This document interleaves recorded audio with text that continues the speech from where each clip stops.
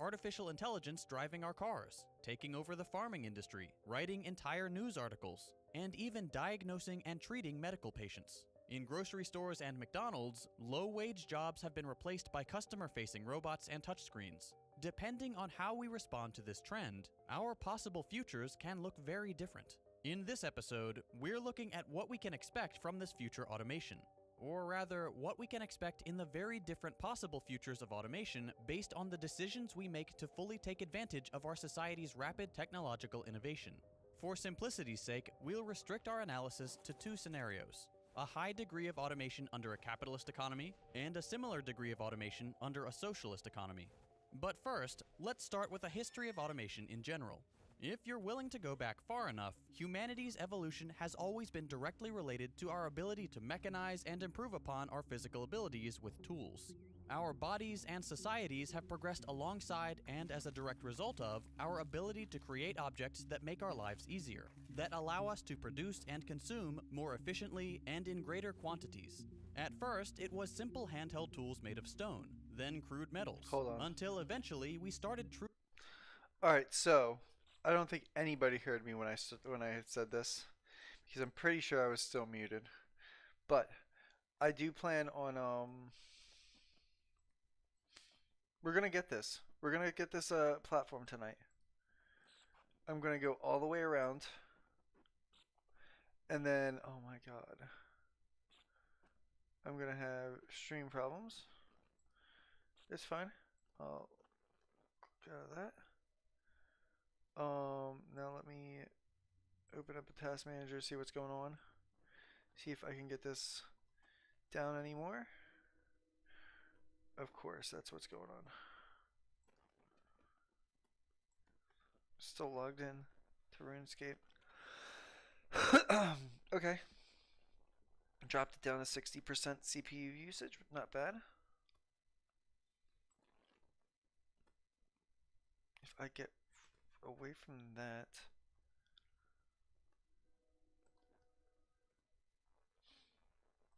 closing that, we'll close this. That might be alright. 56% CPU usage.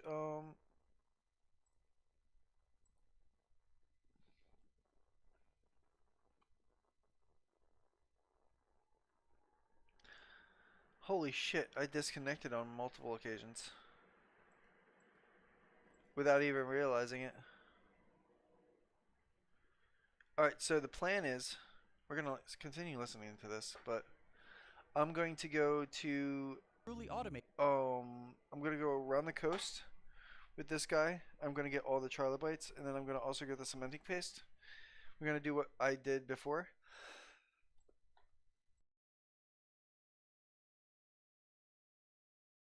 So yeah, let's do it up. Basic tasks by powering the first primitive machines with flowing water, steam, and finally, fossil fuels. We continued innovating, creating ever more complex instruments, until they moved beyond completing simple tasks and started dealing with abstract concepts, the same way our brains can. Very quickly, we get to something like proper automation, machines doing things on their own. Specifically, we get to automation under our current economic model, capitalism. Since the origins of modern capitalism coincide roughly with the beginning of industrialization in Britain, that's where we'll start. At its birth, industrialization radically changed many things. The new machines of the industrial era were nothing like the tools that had dominated the history of humanity. They were bigger, more complex, and they needed several people with very particular roles just to function properly.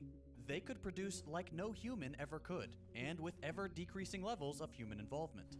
Right away, this made a massive difference in the working arrangements of most people.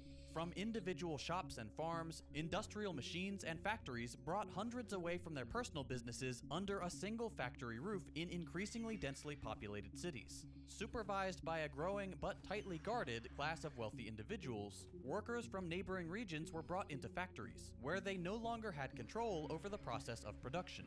Their roles became specialized, repetitive, and dull.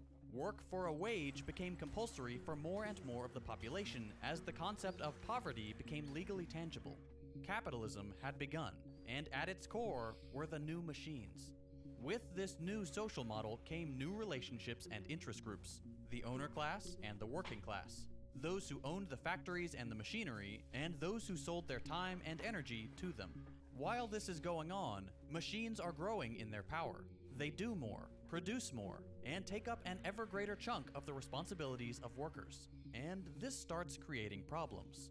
Some of the first observers of this era, Karl Marx and Friedrich Engels, were quick to realize the impact that the ever more capable steam-powered machines would have on this new labor force. They saw, of course, the slums and depths of poverty that these industrial towns had created. But more than that, they saw a new form of power emerge. Automation subjected workers to invisible pressures within the workplace when, as production processes became more automated, human workers had to adapt to the pace set by machines, a pace determined by the capitalist who manufactured and implemented them. Unsurprisingly, this feature of automation hasn't disappeared under more advanced stages of capitalism. Take Amazon warehouses, where workers who are entirely reliant on now fully automated systems have to adapt their working speed to the inhumane rate of maximally optimized robots. Workers lose their independence and their very humanity when they have to complete tasks in 11 seconds or less and take no breaks. Otherwise, they threaten to disrupt a long production chain of which they are only a minor part. Automation breeds its own forms of surveillance, and by that token, its own discipline. The consequences are not just a loss of independence, but also a profound feeling of alienation, personal anguish, and the all-too-common injuries at a full 10 per 100 workers in Amazon factories specifically. And that's not all.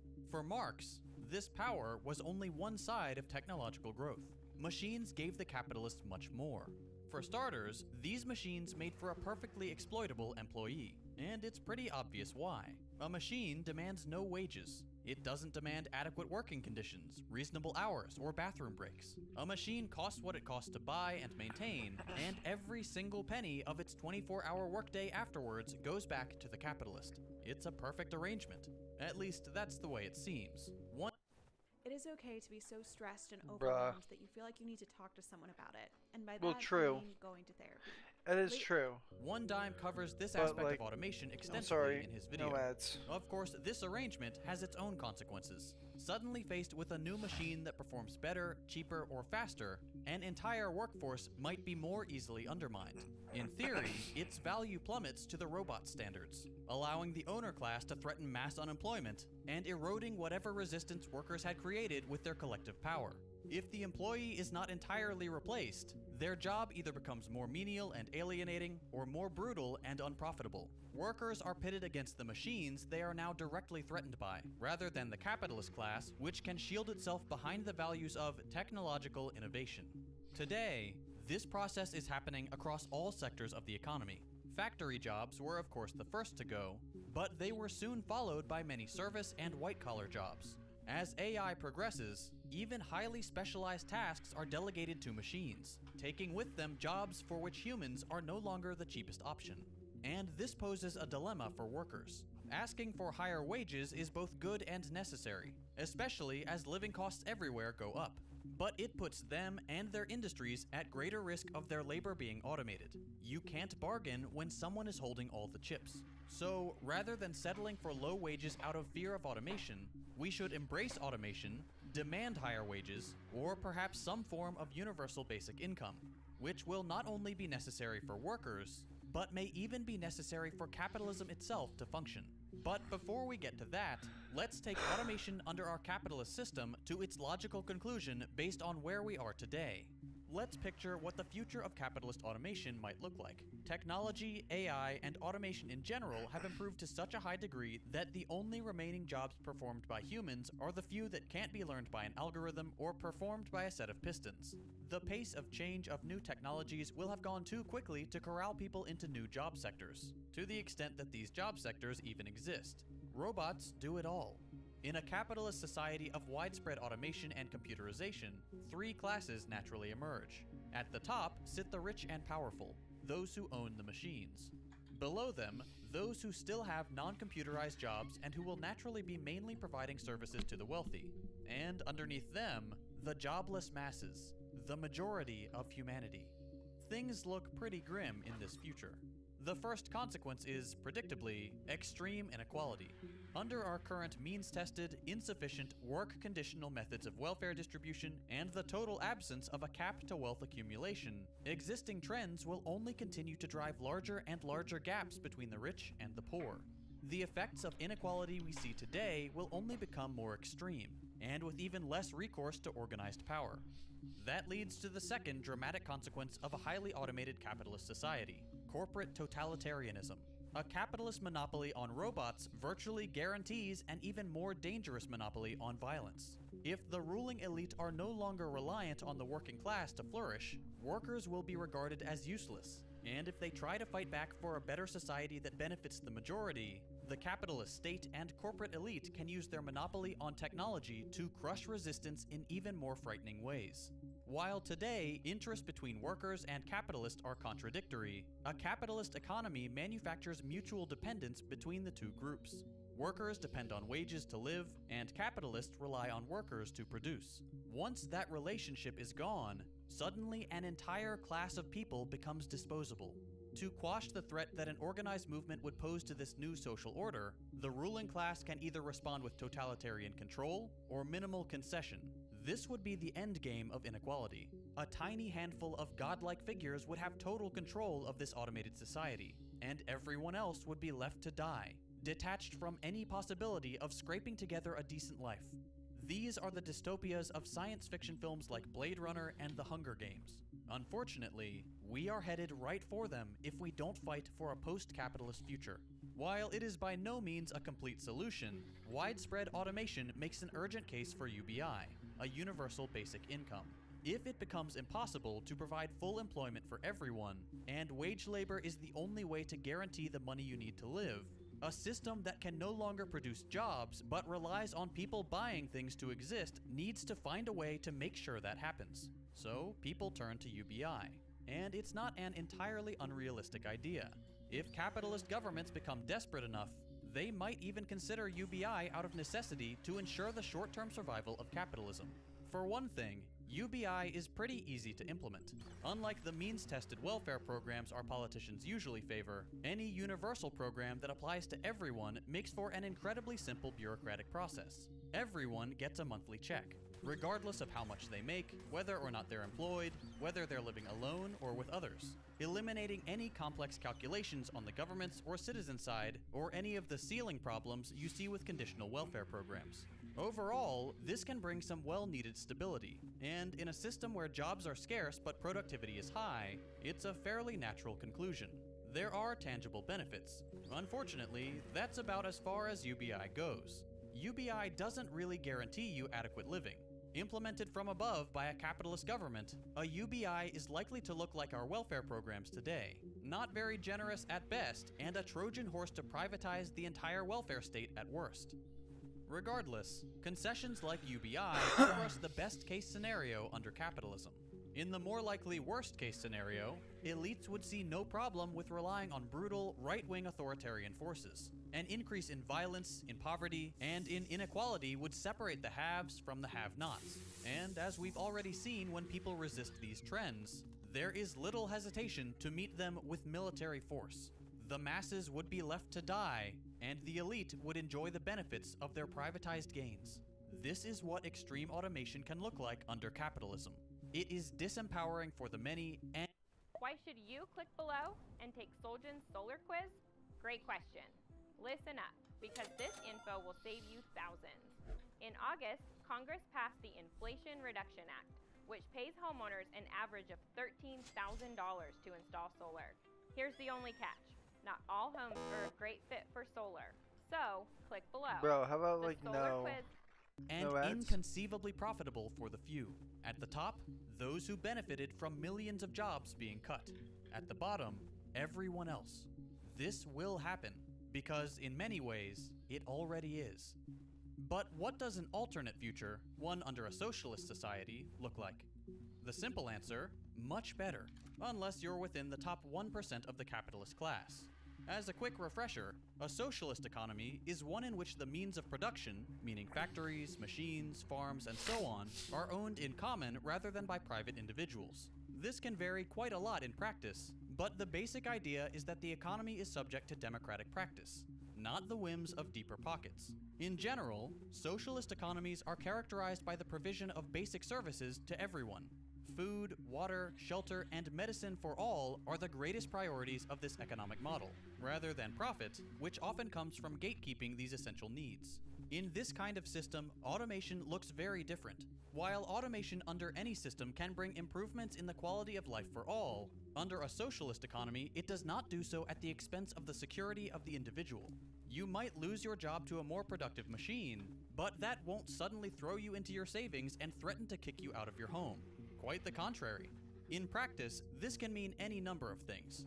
Where innovations in medicine or agriculture are developed, they are no longer held hostage by intellectual property patents so that only a few people can gain access and only for the highest prices. Vaccines and other life-saving innovations don't have to be life-saving and profitable to be worthwhile. They can just be life-saving. This is innovation under a very wide lens, but automation specifically works in just the same way. And the best way to prove that is to look at how automation affects work under a socialist economy. Whereas the capitalist exploits the advancements of technology to pit the workers against themselves, bringing down their wages, working conditions, or kicking them out of their job entirely, a socialist society has no such pressure to exert. Work being taken out of human hands is just that, no strings attached. Even if automation does not abolish all work, in capitalist or socialist economies alike, it will definitely reduce the amount of work we have to do. Whereas a capitalist system responds to this with unemployment, worsening working conditions, lower wages, or even meaningless jobs that only serve to increase profits without improving anything, a democratic organization of the economy can simply grant the worker more free time. Picture your average day at work when automation has all but taken over. With fewer responsibilities and fewer hours of human work needed, divided across more people whose jobs are also largely taken care of, a workday could be just a few hours long, if that. A work week just a few days. You could return home after a short day, knowing that your needs are taken care of, allowing you to spend your free time whichever way you like. More time means you can take up more hobbies, continue your education, or simply enjoy your life a whole lot more. You could take pleasure in activities that make you more fulfilled, or choose to spend your time working in your community, teaching classes, helping to plant trees, fixing potholes, whatever you want. In our current society, this kind of freedom is a luxury awarded only to the lucky few. Under its automated extreme, that same freedom is lost to meaningless work, to fatigue, and to desperately trying to stay afloat. In a system where your survival isn't directly tied to the hours you work, automation is a blessing, both for you and everyone else. Automation grants you more freedom rather than punishing you for simply existing in a society with scientific progress. It could allow us to move beyond our basic necessities and start climbing up our hierarchy of needs the world over, to start pursuing what really interests us in life, to take up educational, artistic, innovative, or creative pursuits that we would normally not be able to under capitalism without taking immense personal risks or being born into similarly immense privilege. The truth is, we've been waiting for this for decades. Back in the 1930s, economist John Maynard Keynes predicted that technological advancements would allow his grandkids' generation to only work for 15 hours a week, long before automation and artificial intelligence showed us the extent to which human labor could be replaced. The only reason we aren't there yet is the unnecessary capitalist obsession with always extracting more profit. But we can improve our lives without that suicidal greed. And so long as we continue to ignore that fact, our future is clear. This is an incredibly important and complex topic, and we've only just scratched the surface here. If you want a more in-depth look into the various possible futures that automation could bring, be sure to check out OneDime's video, Planet of the Robots, next. It's a fascinating look at one of the most pressing issues of our time. His video goes into the possible dystopian futures that automation could bring, as well as more favorable futures if we can achieve socialism or communism. This kind of content is made possible by my patrons on Patreon. When I decided to make the shift from general interest stuff to more radical political content, I knew I ran the risk of sinking my channel and losing my ad revenue and sponsors. These days, it's pretty hard to get a sponsor on my videos. I have one reliable one, and they're great, but for the most part, I'm having to rely on the generous support of viewers like you. If you appreciate the work I'm doing and you're able to chip in even $1 a month, I would greatly appreciate the support. As a little show of that appreciation, every patron, regardless of donation amount, gets early access to every video, as well as access to our patrons-only Discord server. It's a great place to hang out, chat with other like-minded people, or learn about socialist theory in our book club. I'm also pretty active in the server, so you're always welcome to ping me to ask a question or just say hi. You can find my Patreon, join our growing Discord server, and get early access to every video at patreon.com/secondthought. If you enjoyed this video, consider dropping a like. If you hated it, a thumbs down. You can check out my previous videos by clicking the links on your screen. Thanks for watching, and I'll see you next week.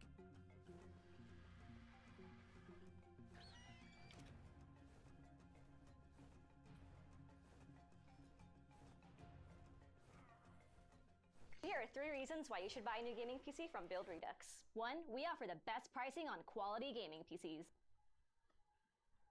Okay, we're gonna watch this one again. This episode was made in collaboration with Azure Scapegoat. They run a fantastic channel. Okay, this is gonna be a little rough.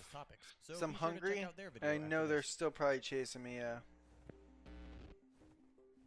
So. This is Marxism, and Marxism is based on the belief that no person has any value as an individual. I believe I was one of the first commentators to point out that it was a very Marxist movement, and the organization is part of a global movement to destroy life as we know it in America and probably in the rest of the Western world.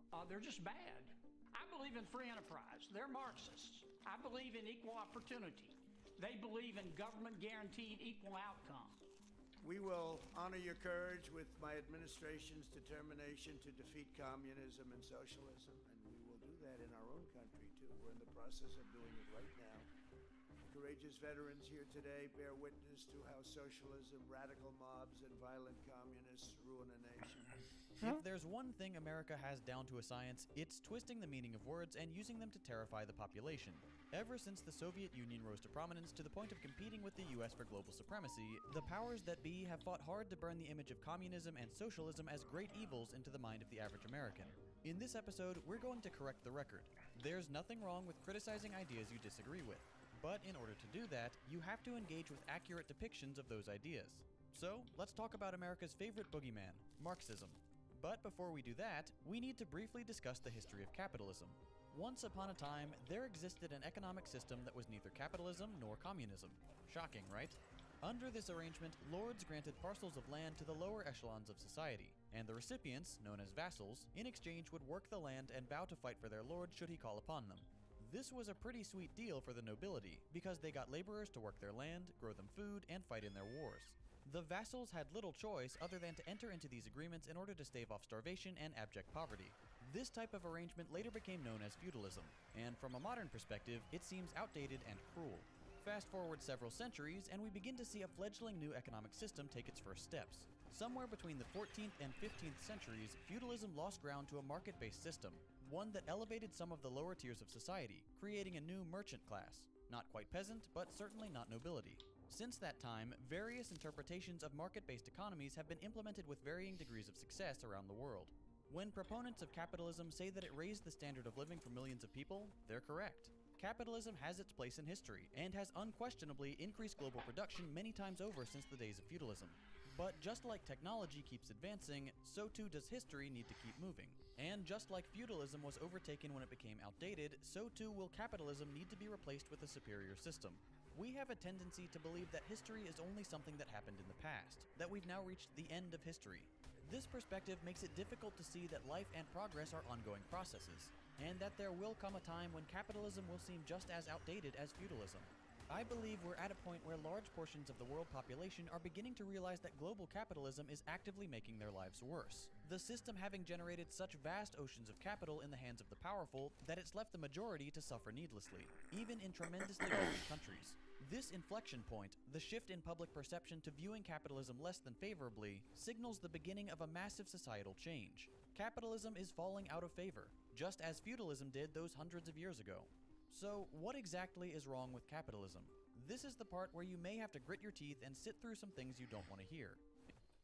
Celebrate this moment No ads. and every moment. In In America, we've gotten our self-identity so wrapped up in our economic system that we see capitalism and America as the same thing. Capitalism is our national identity, and therefore any criticism of capitalism is an attack on the nation itself. This should not be the case. An economic system is just one way to structure the monetary relations of a country. It's not a national culture. Capitalism is a tool, which, in theory, should elevate the people of said country and materially improve their lives. Let's look at some examples of why this is no longer the case. We'll start with the most obvious problem, the massive discrepancy between worker and executive compensation and power. Your paycheck isn't actually based on how good a job you do. Not really. Your boss is in a position of power where he chooses which people to hire and which to fire.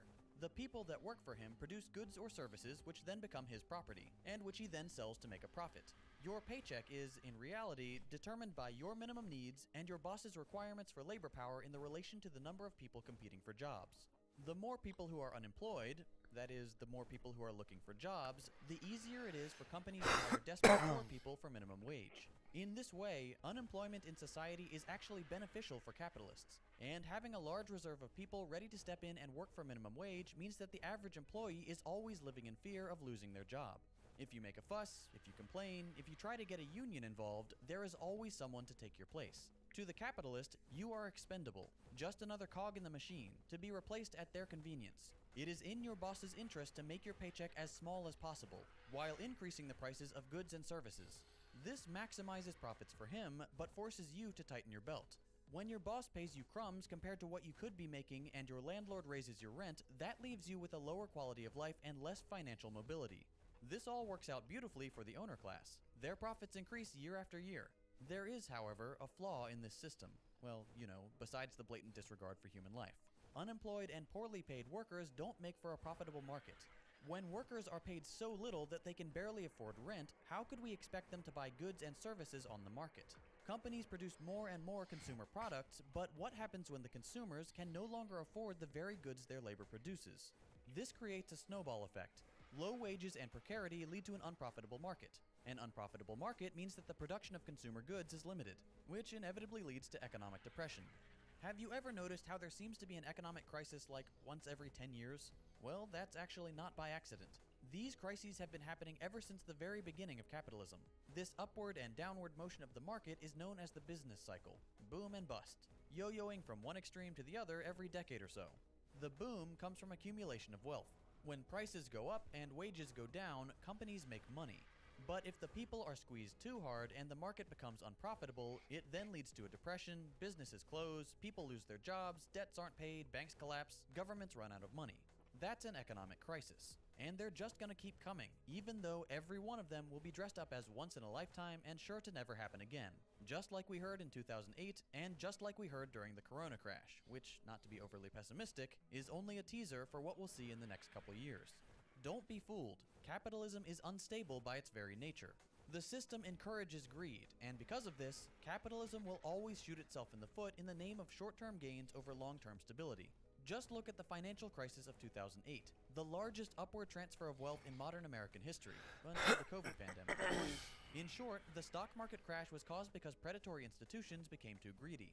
They began offering unstable housing loans to people who would not have normally qualified. This led to millions of people taking on loans that would implode and that they would be unable to pay back. Housing prices went up, creating what's known as a speculative real estate bubble. And, as bubbles do, it burst, triggering the single largest single-day stock market drop in history up until that point. Millions of Americans lost their homes, their jobs, their health care, and many of them never recovered from the financial devastation.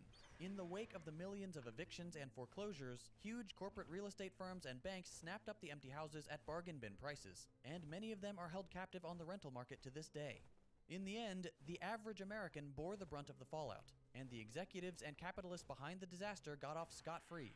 The housing crash is a huge, complicated topic, and I would encourage you to read more about it. But the most important thing to realize is that what should have been a completely avoidable catastrophe was inevitable because of our rabid devotion to ever-increasing profits.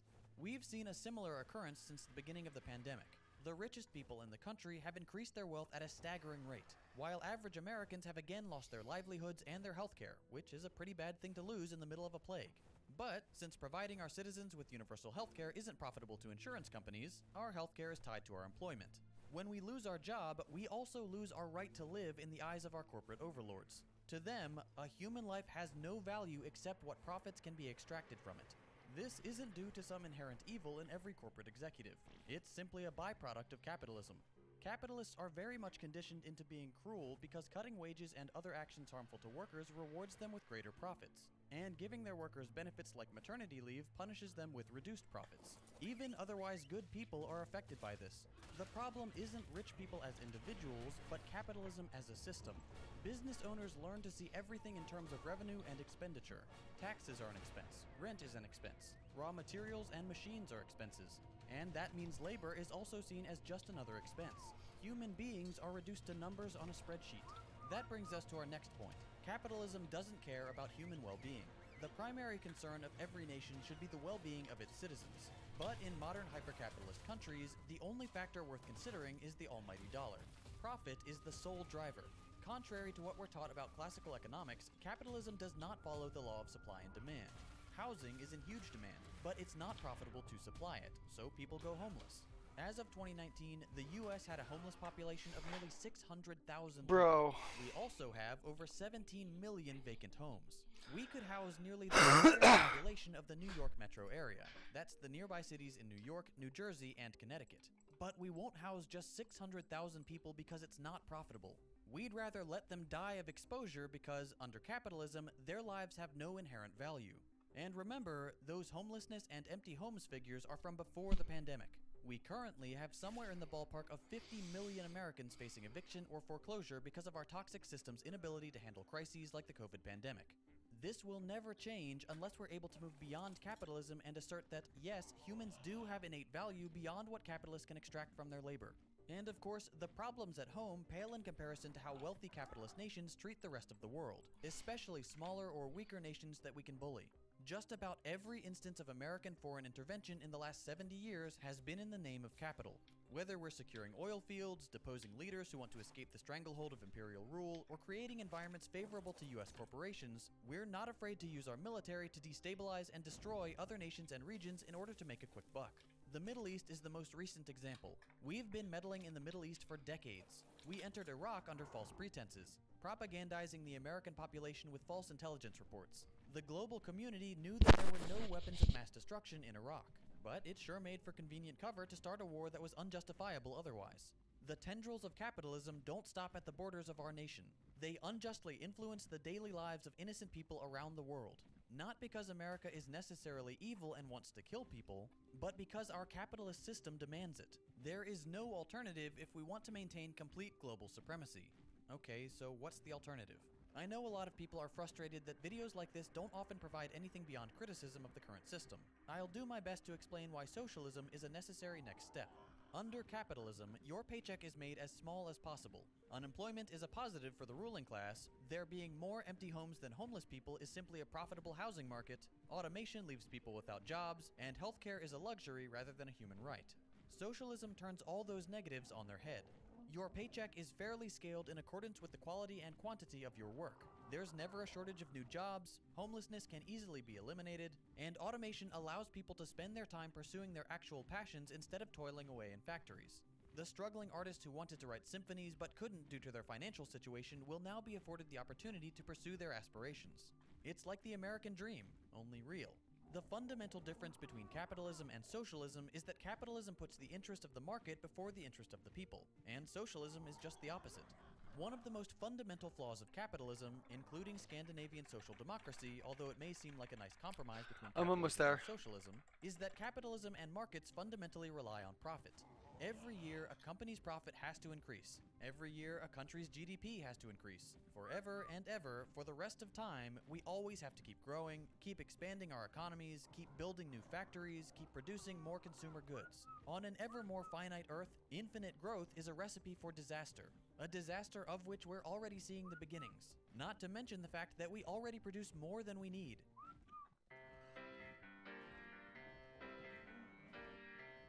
The brown-eyed people do not get to use the drinking fountain. You'll have to use the paper cups. In my thoughts, in my deeds, and in my actions. The issue of poverty or homelessness or starvation isn't that there's not enough to go around. The issue isn't scarcity, it's artificial scarcity. We produce plenty, but we don't distribute to those in need. Capitalism tells us that the market follows the law of supply and demand, that the market is simply the most efficient way of distributing goods to a large number of people. But if that was the case, then with our current level of production, we could give every human on the planet their own house, their own car, free access to education from kindergarten to university, and free universal healthcare. We could do that at any time, but we actively choose not to.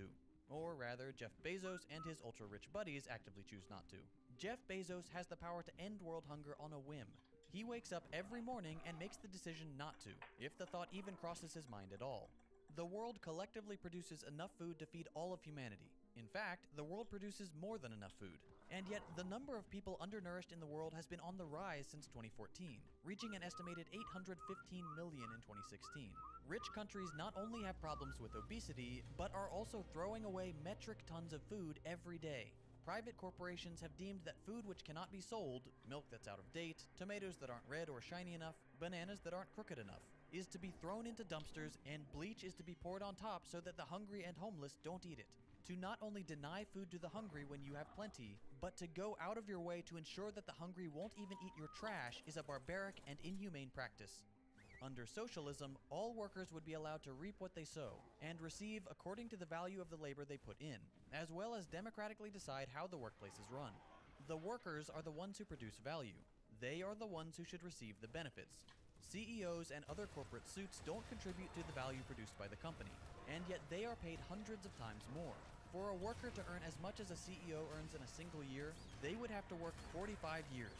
Socialism puts power, political, social, economic, and financial power, in the hands of the 99%, the proletariat, normal people. In such a system, people are paid in accordance with the quantity and quality of their work. Workers are entitled to reap what they sow, to actually benefit from their hard work. And isn't that what capitalists are always telling us? That hard work should pay off? Jeff Bezos makes $321 million a day. Someone who earns the federal minimum wage earns $58 a day. I do not believe that Jeff Bezos works 5.5 million times harder than the average minimum wage worker. Frankly, I think the average person works far harder than Mr. Amazon. If you're interested in what real workplace democracy looks like, worker co-ops are a good place to start. They're not perfect, but they're a massive improvement on the average predatory company. I made a video on the subject that you can watch if you're interested. Now, as with any term that's been hijacked by bad faith actors, there's a veritable mountain of misconceptions that need to be addressed. Covering all of them would take hours, but let's take a look at a few of the more common ones.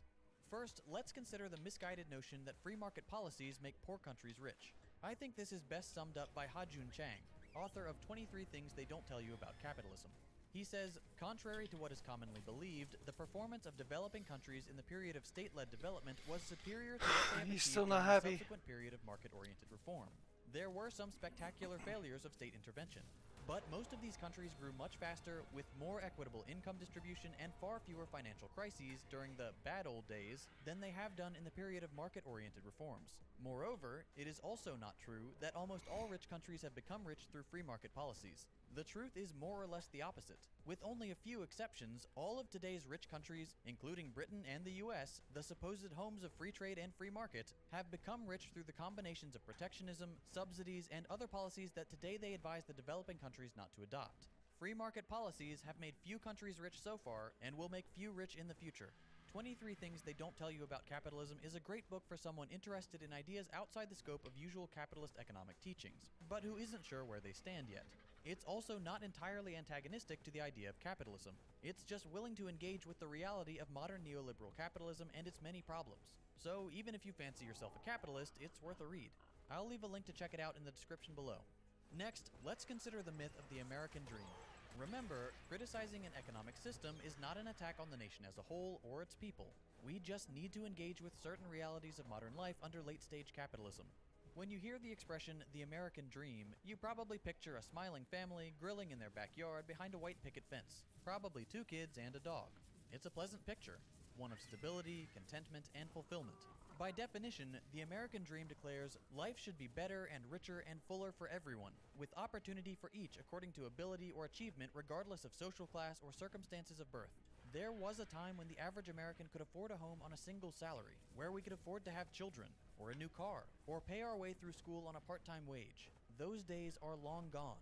There are some Americans still living who experienced that reality, and for them it's often difficult to understand why younger generations seem to have such a hard time when they were able to thrive. World War II catapulted the US to the top of the global power rankings. The post-war years afforded many white Americans the prosperity we associate with the image of the American dream.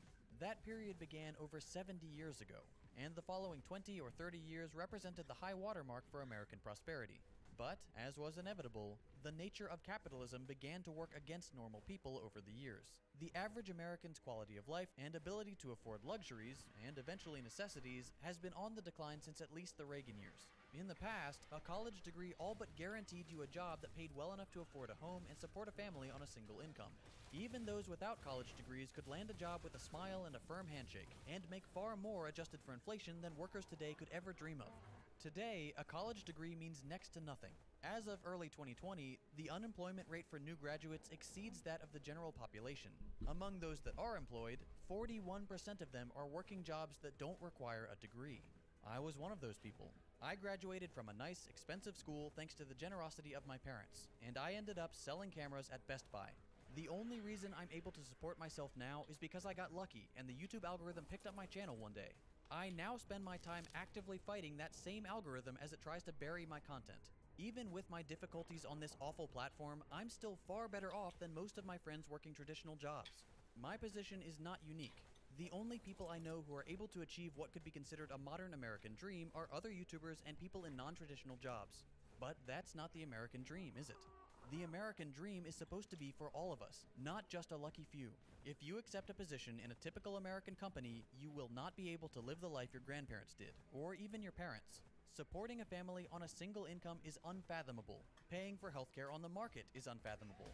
Even affording the bare essentials like food and rent is becoming a real challenge for millions of Americans. The American dream died a long time ago, long before most people watching this video were born. That's not to say we can't reignite that possibility, but we need to acknowledge that it doesn't exist now, and it will never be possible again under capitalism.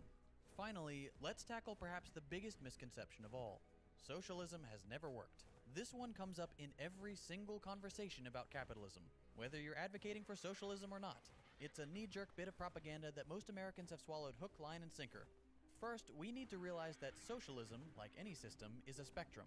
You can implement socialist policies in capitalist countries, and vice versa. To say socialism has never worked is just as silly as saying capitalism has never worked. But let's look at a few specifics. We'll start with Bolivia.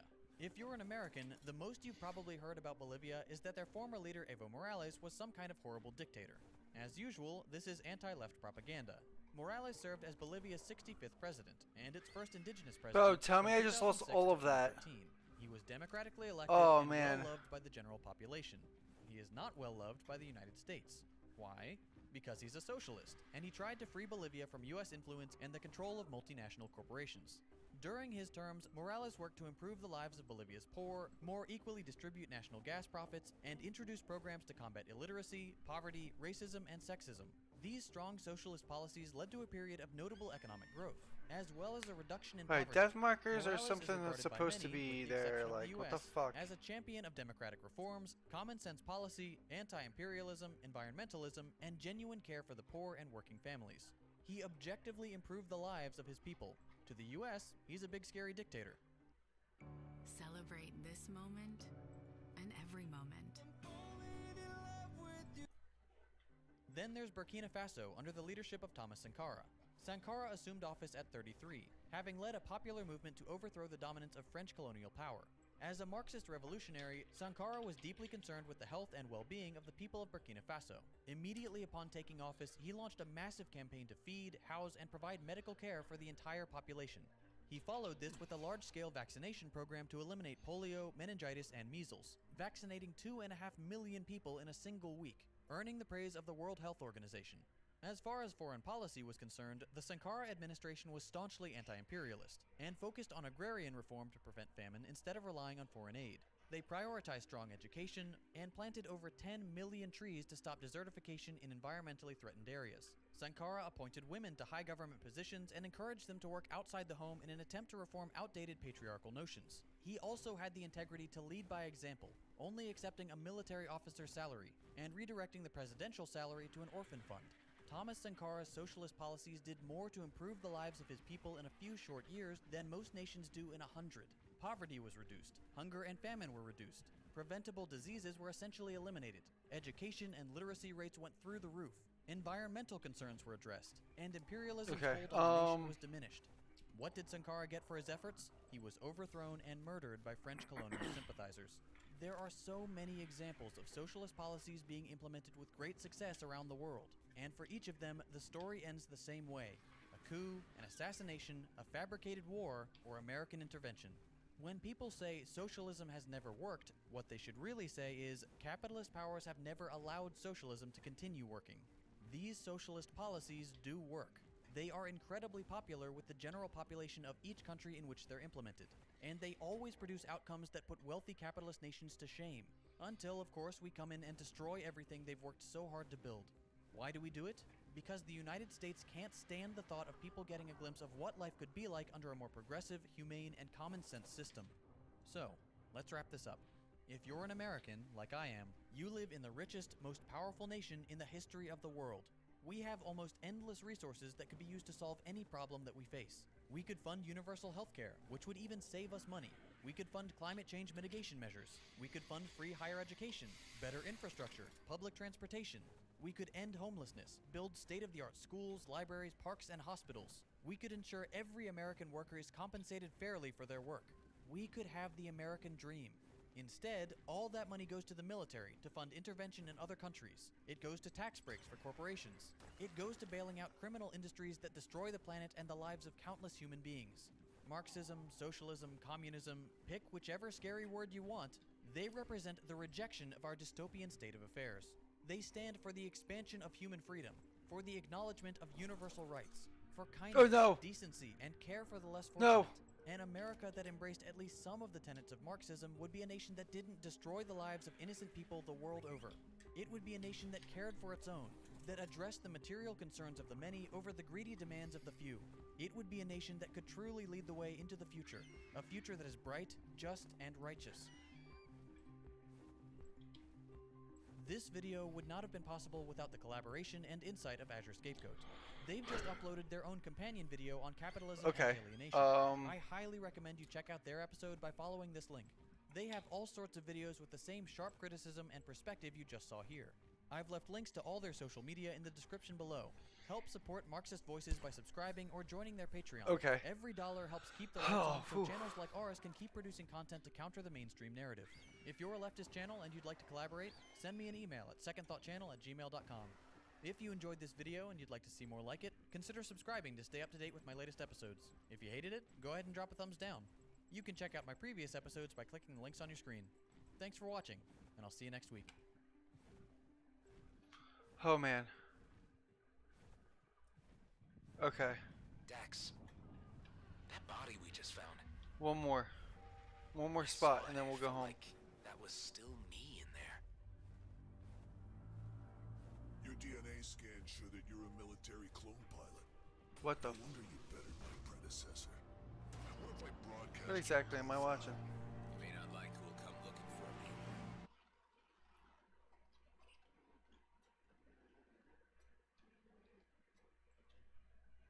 This episode is made possible by CuriosityStream. Get free access to Nebula, the streaming platform built by all your favorite YouTubers, when you sign up for CuriosityStream at the link below. I should have enough, actually. In the United States, we like to pride ourselves on being the best at things. Yeah, I'm just gonna make it. We spend more money than any other nation on our military, healthcare, and education. Unfortunately, simply throwing money at things doesn't make you the best at them. Our military, despite having the budget of the next 10 biggest spenders combined, is tremendously wasteful and is constantly used as a destabilizing force in regions we wish to dominate or exploit. Our healthcare system, despite occupying the world's #1 spot for per capita expenditure, is routinely ranked the worst in the developed world in terms of access, efficiency, and effectiveness. While each of these topics deserves its own video, in this episode we're going to focus on the US education system, why it's failing our students and teachers, and what we can do to fix it. Think back to your time in school. What do you remember? Early mornings, long windowless hallways punctuated by locked doors, a strictly regimented schedule. Your school life was dictated by the authority of the teacher, who conditioned you with countless commands every day. Sit down. Open your textbook to page 10. Stop talking. Line up. You were punished for speaking to classmates, making a joke, or coming in a single minute late. You had to get permission to use the restroom. Class started with a bell and ended with a bell. There's another kind of institution that follows a similar structure. It shouldn't come as a surprise that in the US, many of the same architects who designed our prisons also designed our schools. For many of us, school is an unpleasant memory.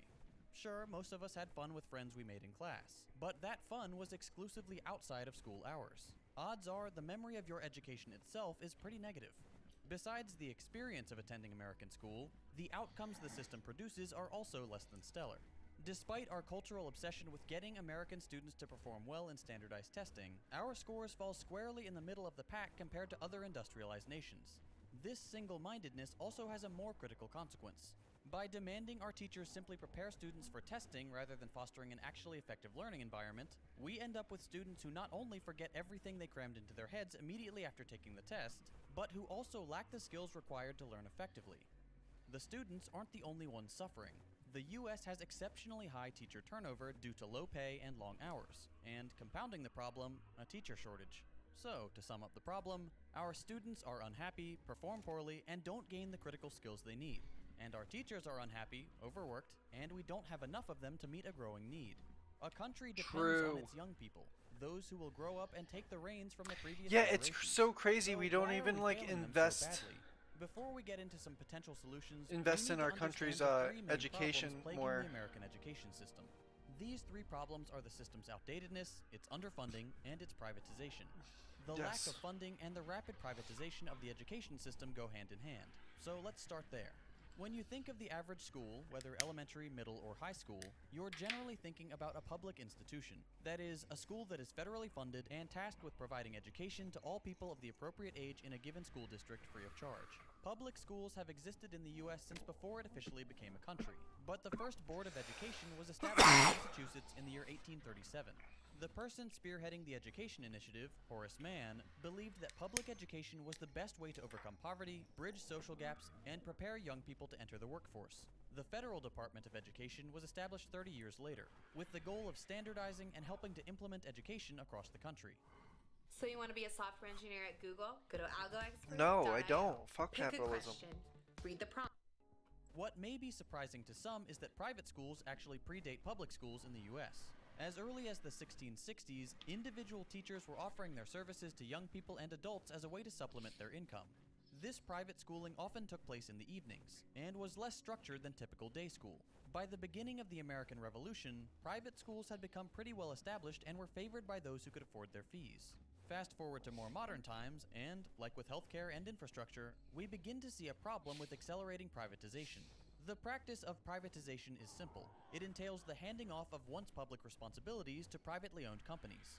Since the 80s, there's been a consensus, a deeply flawed one, but a consensus nonetheless, that there's nothing the government can do that the private sector can't do better. The word better is doing some heavy lifting here. Private companies often get things done more quickly or with a greater profit, but what free market enthusiasts fail to realize is that the outcomes are incredibly damaging, as is the case with American healthcare, or extremely fragile, as evidenced by private infrastructure projects. Take the Texas power grid, for example. It's entirely deregulated. This allows them to cut costs and make a greater profit. It also sets them up for disaster, as we saw with the recent winter storm that completely knocked out the state's power and left millions stranded in freezing conditions. Of course, a crisis like this is considered an acceptable risk when there's a nice profit to be had. This free market logic has slowly seeped into the realm of education. Over the past couple of decades, various federal initiatives have provided parents the option of using federal funds to send their children to private schools, whether by providing so-called school choice vouchers or allowing for the possibility of school transfers, where students can move from low-performing schools to higher-performing private schools. This has led to a number of problems. The most obvious is that by spending federal money to incentivize parents to enroll their children in private school, they've robbed public schools of badly needed funding. Why spend money to move kids around when you could simply fund the schools that are designed to be funded by that money? Because of this practice, public schools face a vicious cycle. There's not enough money to pay teachers, so teachers leave. which leads to more students in each class, which overwhelms the remaining teachers. There's not enough money for school supplies or even basic school maintenance, which leads to unsafe learning I environments. overshot the These shit problems compound over out of time, this. which makes the schools Wow. perform worse, which then suggests to the federal government that they're doing the right thing by incentivizing the move to private schools. I'm so excited though. Okay, but if the private schools perform better and the average parent can afford them, why not just abandon public schools? There are a few reasons, some innate to how private schools operate and some based on the responsibility of the federal government. First and foremost, it has been long established that the state has a responsibility to provide access to free education to every student. This is non-negotiable, at least for now. If public schools didn't exist, there would be students who could not afford to go to private school. Since education is a right, this is unacceptable. So, for the time being, the federal government cannot reasonably get rid of public schools entirely. The other issues stem from the private schools themselves. By their very nature, private schools are not beholden to any kind of governance when it comes to what is taught within their walls. All they have to do is provide proof that their education meets basic educational standards. This has led to an upsurge in what can be considered reactionary, or as the schools prefer, traditional education. What this means in essence is that most private schools skew intensely religious, conservative, and insular. Their student body is overwhelmingly white, Christian, and wealthy. Now, there's nothing inherently wrong with a parent wanting their child to get a religious education. But the problem is, in the US, Christianity has been co-opted by conservatism. Gone are the days when people understood Jesus to be a brown communist from the Middle East, who railed against the rich and preached inclusion, decency, and the value of living humbly. Most American Christians have grafted the language of conservatism onto their faith. Homophobia, racism, unfettered free market economics, and a rabid hatred for anything that could be considered even remotely socialist. This is not by accident. The political right has adopted religious, patriotic language in an attempt to secure a large and dedicated voting bloc, evangelicals, and it's worked. In modern private schools, and I should know, I attended one, it's not uncommon to see PragerU videos shown in class. It's not uncommon to see economics classes that espouse the suicidal free market ideology of Friedman and Rand. History classes portray the US as the good guy in every conflict, including those where we were clearly in the wrong. No. Today's supposedly Christian education would not be recognized as such by the Jesus of the Bible. Instead, it's a new religion, the religion of free market conservatism. It shouldn't come as a surprise that those in power are doing their best to get more students enrolled in private school. Indoctrinating them into the cult of capitalism while they're young is the only way they can produce more pro-corporate voters. Heck, judging by what we've seen recently, it wouldn't come as a surprise to see public schools go the same way. The previous administration even suggested the creation of a Commission for Patriotic Education, a slate of pro-America, capitalist, imperialist propaganda. This disturbing trend towards privatization and capitalist indoctrination aside, what's perhaps the bigger problem with American education is the fact that the entire system is simply outdated. Remember the Massachusetts School Board? The one established in 1837? Well, that's when the standards for education were established. The stated goal was to educate young people. But if you take a look at how school was and was structured, it becomes more clear what education was actually for. Like it is today, the school day was strictly regimented. Teachers expected absolute obedience. The bell instructed students when the day began and ended, and punishment was doled out for any perceived non-compliance. If the students retained some basic arithmetic, great. But the real goal was to produce obedient, servile workers for the factories of the Industrial Revolution. If you're a homeowner in Washington and you're still paying for electricity, then I've got some big news for you. Just weeks ago, the federal government passed an extension It's gonna take to like the 20 solar minutes to do investment this. credit, which pays homeowners an average of 13. Step onto a factory floor and what's expected? Obedience, focus, the ability to follow instructions for hours on end. The day even began and ended with a bell. School was then and remains today an instrument to instill discipline, to mass produce agreeable little cogs for the industrial machine. The standardization of schooling ensured these cogs were nice and uniform, easily replaceable and expendable. Today, nearly 2 centuries later, factory labor is no longer the prime driver of the economy. Companies still need workers, but they demand a new set of skills. Young people entering the workforce are expected to be able to be flexible, creative, and on call at unreasonable hours. Even from a capitalist perspective, modern-day schooling does not adequately prepare our students for the real world. Of course, preparing students for a lifetime of servitude should not be the goal of a good education. Let's examine the main issues in regards to outdatedness. Which of these two hypothetical classes sounds more applicable to real life? Latin or home economics? Guess which one is more commonly taught. If the goal of school is to prepare kids for the real world as we're meant to believe, we are doing our students a great disservice. Why don't we teach home economics classes? Why don't we teach high schoolers how to file taxes? What about useful things like basic first aid? We simply don't teach applicable skills. Then there's the fact that school curriculum just hasn't kept pace with advancements in modern technology. Basic computer classes are offered as electives, if at all. Even less common are video production, digital art, coding, web design, 3D modeling, and countless other modern skills. We're letting students down when we don't acquaint them with modern tools. As a personal anecdote, I have a younger sister who's shown a proclivity for drawing. Her school's art class, while led by a good teacher, doesn't even mention new digital techniques. Since I work creatively for a living, I took the liberty of teaching her a bit about digital art and apps like Procreate. Her skills have improved more in the last 2 months than in the previous 2 years. And I'm no artist. I just told her about the app and suggested she watch some YouTube videos. Imagine if public schools had the funding for even a handful of art tablets or iPads. Kids could come out of middle school with skills they could translate into a rewarding career or hobby by the time they graduated from high school or college. Okay, so what are some solutions we could pursue? It's all well and good to say teach better classes, but that only addresses part of the problem. The root cause of many of the issues our education system faces is that we simply don't have an incentive to teach our students. As with anything in America, if there's no financial incentive, nothing will change. The profit motive is the bottom line. Private schools have an incentive to at least prepare students for standardized testing, so that their parents will be happy and keep paying tens of thousands of dollars per year for tuition. Let me redo But that. that education comes packaged with truly damaging ideology, so making private schools more accessible would not be a long-term solution, as those students would go on to pass even more ludicrous free market education reforms. Vocational schools are an option if we truly believe the only purpose of education should be to prepare students for the job market. There's a lot to be said for picking a trade and excelling in it. Electricians, welders, AC technicians, these are all critical roles in our society.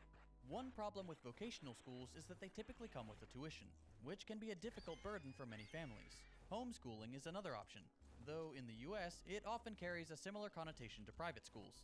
Many homeschooled children come from very religious backgrounds and are kept separate from other kids their age, which can lead to serious developmental issues. That being said, there are plenty of homeschooling programs that include on-location learning, such as in museums or on community college campuses.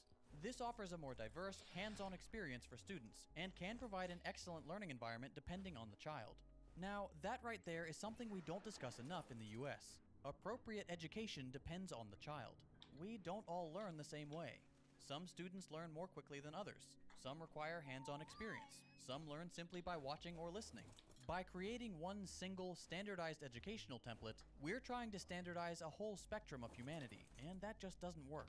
There are some types of education, such as those found in Montessori schools, that try to foster a more diverse learning environment, allowing students to learn at different paces and having students who grasp subjects more quickly work with those who are struggling. This allows more room for personal growth, but also fosters empathy and interpersonal skills. The jury is still out on whether Montessori schools are strictly better than more traditional education, but some studies seem to say pretty conclusively that their students fare better than those in standard schools. Overall, the moral of the story is that, like always, privatization is harming the majority in the pursuit of ever greater profits. The defunding of public schools has caused our country to slip further and further behind our peer nations. Our inability to keep up with the times has produced students who are woefully under-equipped to compete with students from other countries. Even from a capitalist perspective, it should be clear that our education system isn't working. And maybe that's the point. Maybe for the ruling class, it's desirable for the average American student to fail, so that they're forced to take the lower-paying jobs that generate huge profits for their executives.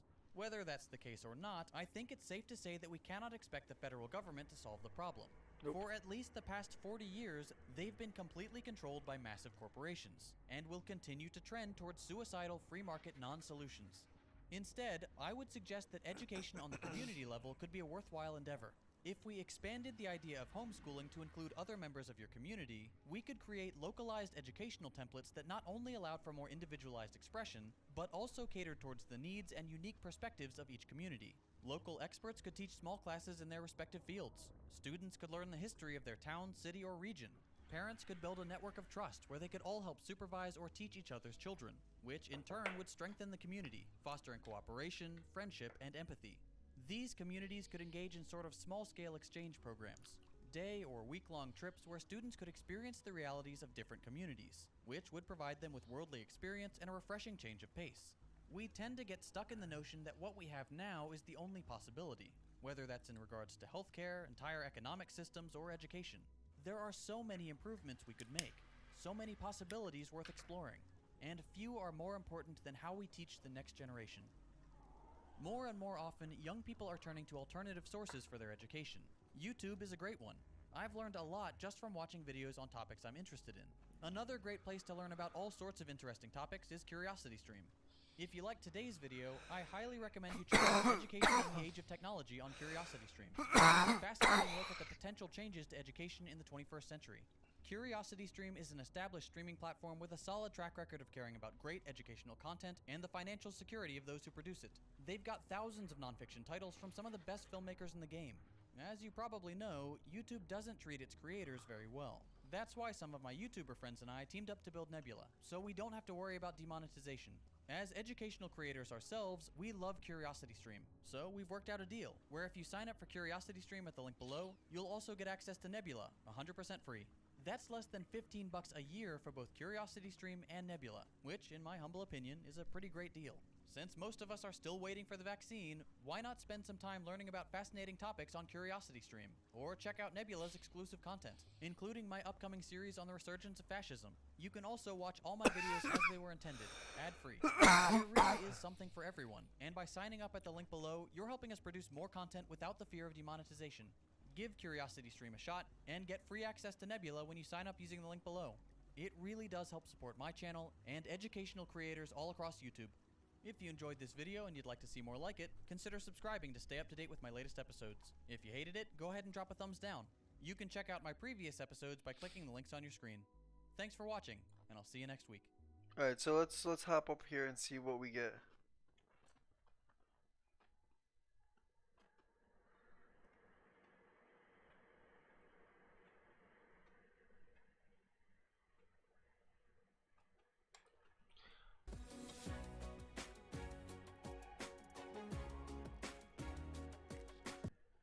This video is sponsor free and is made thanks to the kind contribution of my patrons. Please consider supporting my work by subscribing or clicking one of the links below, or both. The inflation's killing us all. I once had a colleague called, let's say, Joe. Joe had started working at the same time as me at this software company. Same position, same pay, the whole 9 yards. But we never became friends because from the get-go, Joe, who went to a far more prestigious school than myself, yet got the same job as me, felt like he was being underclassed. So he put competitiveness in, well, 6th gear. While me, on the other hand, already being as anti-corporate as you can get at that age, couldn't be bothered to care. Got these hoes mad, cause I'm getting racks. Put 100 on the dash. Bitch, your breath stink. Please go put on a fucking mask. She said, pass the weed, bitch. I don't like to pass the gas. I did my job, but I clocked in and clocked out right on time. Mind you, this is pre-COVID, so we actually had to go to offices back then. Which was the style at the time? No! Anyways, if the boss isn't there in the morning, awesome, I am walking in late. If the boss leaves early, screw it, I'm leaving 5 minutes after him. Joe came in first, left last. Talked about the importance of the grind on every lunch break we had to share. About keeping an open mind and believing in yourself. How it would eventually, unavoidably, lead to prosperity. Quote, if you do everything right, study hard, work hard, it will be noticed, and you will win. Well, you see, nobody liked Joe, because poor Joe was as vanilla as you could get. A drone that thought he had found a philosophy, while in reality believing in the oldest advertising campaign capitalism ever gave us. That if you do everything right, you will win. I checked Joe's LinkedIn the other day. Poor guy is still in the same company, maybe 1 or 2 promotions up. While me, myself, and I, a guy who runs a bloody YouTube channel and a podcast, which you should check out, by the way, link in the description, a guy who vomits in his own mouth a little bit every morning when I have to call for a team meeting or write 500 emails. That guy is basically 10 years ahead of him career-wise. So I got to thinking, is it because I'm just brilliant and likable? Is it because of my superior intellect, charms, and good looks? Is it because I'm just better than Joe? Well, if me and Joe switched places, he would probably say yes. That is exactly why, you peasants, as he proceeds to urinate on them from his 12th floor middle management corporate office balcony. My answer is, well, radically different. Not because I'm not incredibly charming and good looking. This is the editor speaking. In the script for this video, Hugh Gopnik suggested that he insert a joke at this part, where I basically interject to call him ugly. But how could I possibly body shame this beautiful large hairy boy? But rather because of a combination of good material conditions, basically luck, me treating people as people and not as human capital, but also, and yes, finally we got to the point of this whole video, the rejection of toxic positivity. Don't forget to smile. Always root for the local sports team. Always return a compliment. Hey, you look nice. So do you. Drink overpriced coffee. There you go. That's $37. Awesome. That everything will be all right always. The rejection of most pre-established advice we'd received from our parents, grandparents, friends, and professors who had lived in a different era, a younger capitalism, a dimension of its own. Me, just like many of you watching this, luckily enough, did not succumb to the, as previously mentioned, oldest trick in the status quo's book, that we're all just temporarily disadvantaged billionaires. Smile, though your heart is aching. Smile, even though it's breaking. The idea of the pursuit of happiness is central to the American dream and is often considered a fundamental human desire. However, Friedrich Nietzsche argued that the pursuit of happiness, defined as the attainment of pleasure, is a dull and unfulfilling way to live. Nietzsche believed that what people truly desire is meaning in their lives. He proposed the concept of the Übermensch, or the Superman, who creates his own meaning and purpose, as an alternative to the last man, a being who has generated happiness, but lacks any real purpose or drive. An idea also supported by many psychologists, like Viktor Frankl, who found that meaning, not happiness, is the key to a fulfilling life. He observed that those who had a sense of purpose were able to endure even the most unimaginable suffering, even during events as insanely unbased and not goated like the Holocaust. Nietzsche also pointed out a problem with trying to maximize happiness through pleasure, called the paradox of happiness, which is that activities done specifically to increase pleasure often have a low payoff in happiness. Can we imagine that Michelangelo found painting the ceilings of the Sistine Chapel pleasant? Nikola Tesla declared that his celibacy was necessary to his work, but complained of his loneliness his entire life. Is that happiness? If these great minds wanted happiness in itself, would they have done what they did? No, says Nietzsche, they would not. Instead, they chose to pursue meaning and found it. This is what people really want.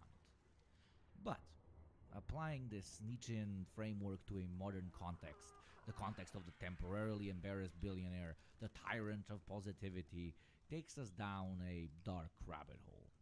Today's value system, one almost exclusively built around the main ideology of the land's neoliberal capitalism, is a rather simple one.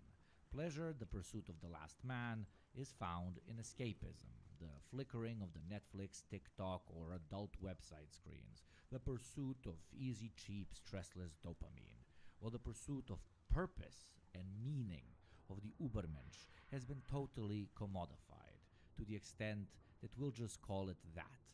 Commodified purpose. The grind, the pursuit of wealth, and the ceaseless fight for being the top dog. And while striving for power is as common and basic as human goals can get, in late capitalism it has elevated itself into a synonym of enlightenment, the goal which may grant you purpose. But okay, I'm the last person who will sit here and tell you what real purpose is and what isn't. This is your choice. Want to be a Warhammer figure collector, an alpinist, or an opera singer. If your internal drive pushes you towards it, then you will, as Nietzsche says, find true meaning, and through it, true joy. But where commodified purpose differs is that for the millions of you out there whose true calling isn't seen by the status quo as profitable, the only option that exists is putting down your pen, your brush, your bow, and putting on the suit. It is false purpose, pitching itself as what we truly want. All callings which don't make you wealthy are now dismissed as hobbies, as escapism. We belittle all those who don't pursue a mainstream career as another cog in the machine, thinking that we're imparting on them wisdom. Parents converting their children from writers into bankers. Friend groups draining passion from their peers through bullying. Partners abandoning each other due to a lack of perceived stability. The Ubermensch, unless all he craves is power and capital, is today seen as the last man. The insecurities of those who have given themselves to the matrix, so to say, to the pursuit of material wealth as their only logical purpose, cannot accept the fact that there exists an alternative. An alternative which you may pursue, sure, but at the cost of potentially being socially ostracized by your family and community, because said as simply as possible, if you don't make money, you're a loser. Americans have more faith in upward economic mobility than nearly any other place on the planet. You people have a special, which isn't to say totalizing, attachment to the idea that class origin is not a destiny, and that anyone who works hard and is smart enough has a shot at a high standard of living. This meritocratic conviction sometimes shades into a belief that rich people's position in life is deserved, while poor people are lazy, unintelligent, or most importantly, didn't believe in themselves enough. All those, the majority of us, the billions of scientists, artists, visionaries, adventurers, or philosophers out there who were pushed into choosing not to live in the filth of poverty at the cost of giving up on their calling. For us, they bless us with the gift, the coping mechanism, a perverted version of positivity. Because, my friends, even after you lay your dreams to rest and clock in like a fellow proud drone, the very evident chances of you elevating yourself to a point in the hierarchy where you one day might not that's need all to I could have repeat gotten. the dread of monotony is lower than you'd ever think. What do you think the chances are of becoming incredibly rich under capitalism? Not good. Like 1 out of 100? More like 1 out of 1 million. So you're telling me there's a chance? So, just like the priests of old told us to keep our head down when royalty walks by, for we will be gifted with wealth in heaven, the modern system tells us and we will reach it if only we work a little bit harder, a little bit longer. That purpose is right around the corner. They'll see, I'll make it. It will be all worth it, you repeat to yourself as you go to bed, year in, year out, as your hair gets whiter and your distant dreams of purpose, different to money-making, become but a faint memory. Had me chasing gear, feeling like I'm stunting. She said get at me when you rockin' the means of production.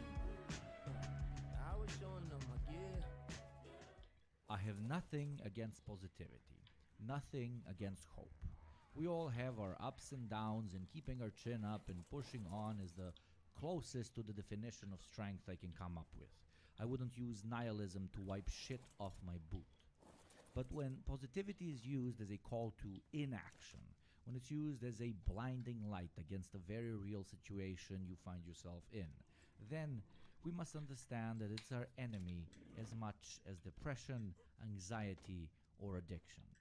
It becomes a sort of propaganda tool, placating us and thinking that hope is the only way out of this. And while for many stuck in circumstances that have nothing but hope to hang on to, that is understandable. But for all others, positivity for the sake of positivity becomes an anti-progressive force. The message of Well, don't worry. Be happy. leads people to automatically assume that when they have a difficult time, thought, or feeling, that they should push them aside, that it's somehow a sign of weakness. Everyone suffers, so must I. It's a part of the game we tell ourselves. I'll receive my reward eventually.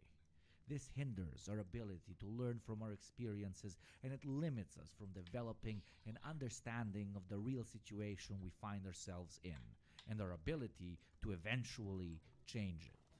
Basically, the thesis is this. Once positivity becomes the goal, not a tool for achieving a goal, it can pacify us like almost nothing else. It can numb our understanding of the world so much, it promises so much, that we stop thinking of ourselves as people, as workers, but instead as inherently superior, waiting for our blessing right around the corner. Hence the temporarily disadvantaged millionaire. I have no idea how hard that sentence was to read. Would you call a gambling addict who keeps hitting that slot machine or keeps betting away his life savings positive for doing it over and over and over again, or would you call it madness? Temporarily disadvantaged millionaires are no different. They throw themselves at the mercy of the capitalist business machine, hoping the machine spits them back out wealthier than how they've started. And while it's possible, just like it's possible to hit black 3 times in a row in roulette, statistically, your chances of losing far outweigh winning. The only way you win in a casino is if you walk out. So let's walk out of this casino we call a system, because we don't need it. It needs us. My work would be impossible without the generous support of my patrons. If you would like to support the channel, keep it free of sponsorships or outside influence, please check out the links below. With that being said, I'd like to take a moment to thank all the wonderful supporters without whom this channel would never be able to run. Especially Mantis himself, Riot Act Ready, Jason Harrison, Romy Senpai, Holden Fast, Abraham, Cram Trevino, Fred Brennan, Red American, Jesus Salcero, Script, 3NB1, Denka Kespositus, Maitake Kun, Kayleys, Lila, Red Messiah, Nibino, B-Maps, A Mining Comrade, Daredevil, Maynard, Gato Mars, Fight, Tifioka, Okay. Just in Case, Spotifilm, Commodity Guy, Mason Bauer, Danny Boy, Mukicha, That's Part of 08, Alan Takashitone, Nikola Radovanovic, Mao Zeddy's Nuts, Carlos Saran, The Politism, Zane Guevara, The Muffin Man, Boyan, Alki Historiker, User, Clement Face, Nel Suya, Seminex, Marussia Astravacana.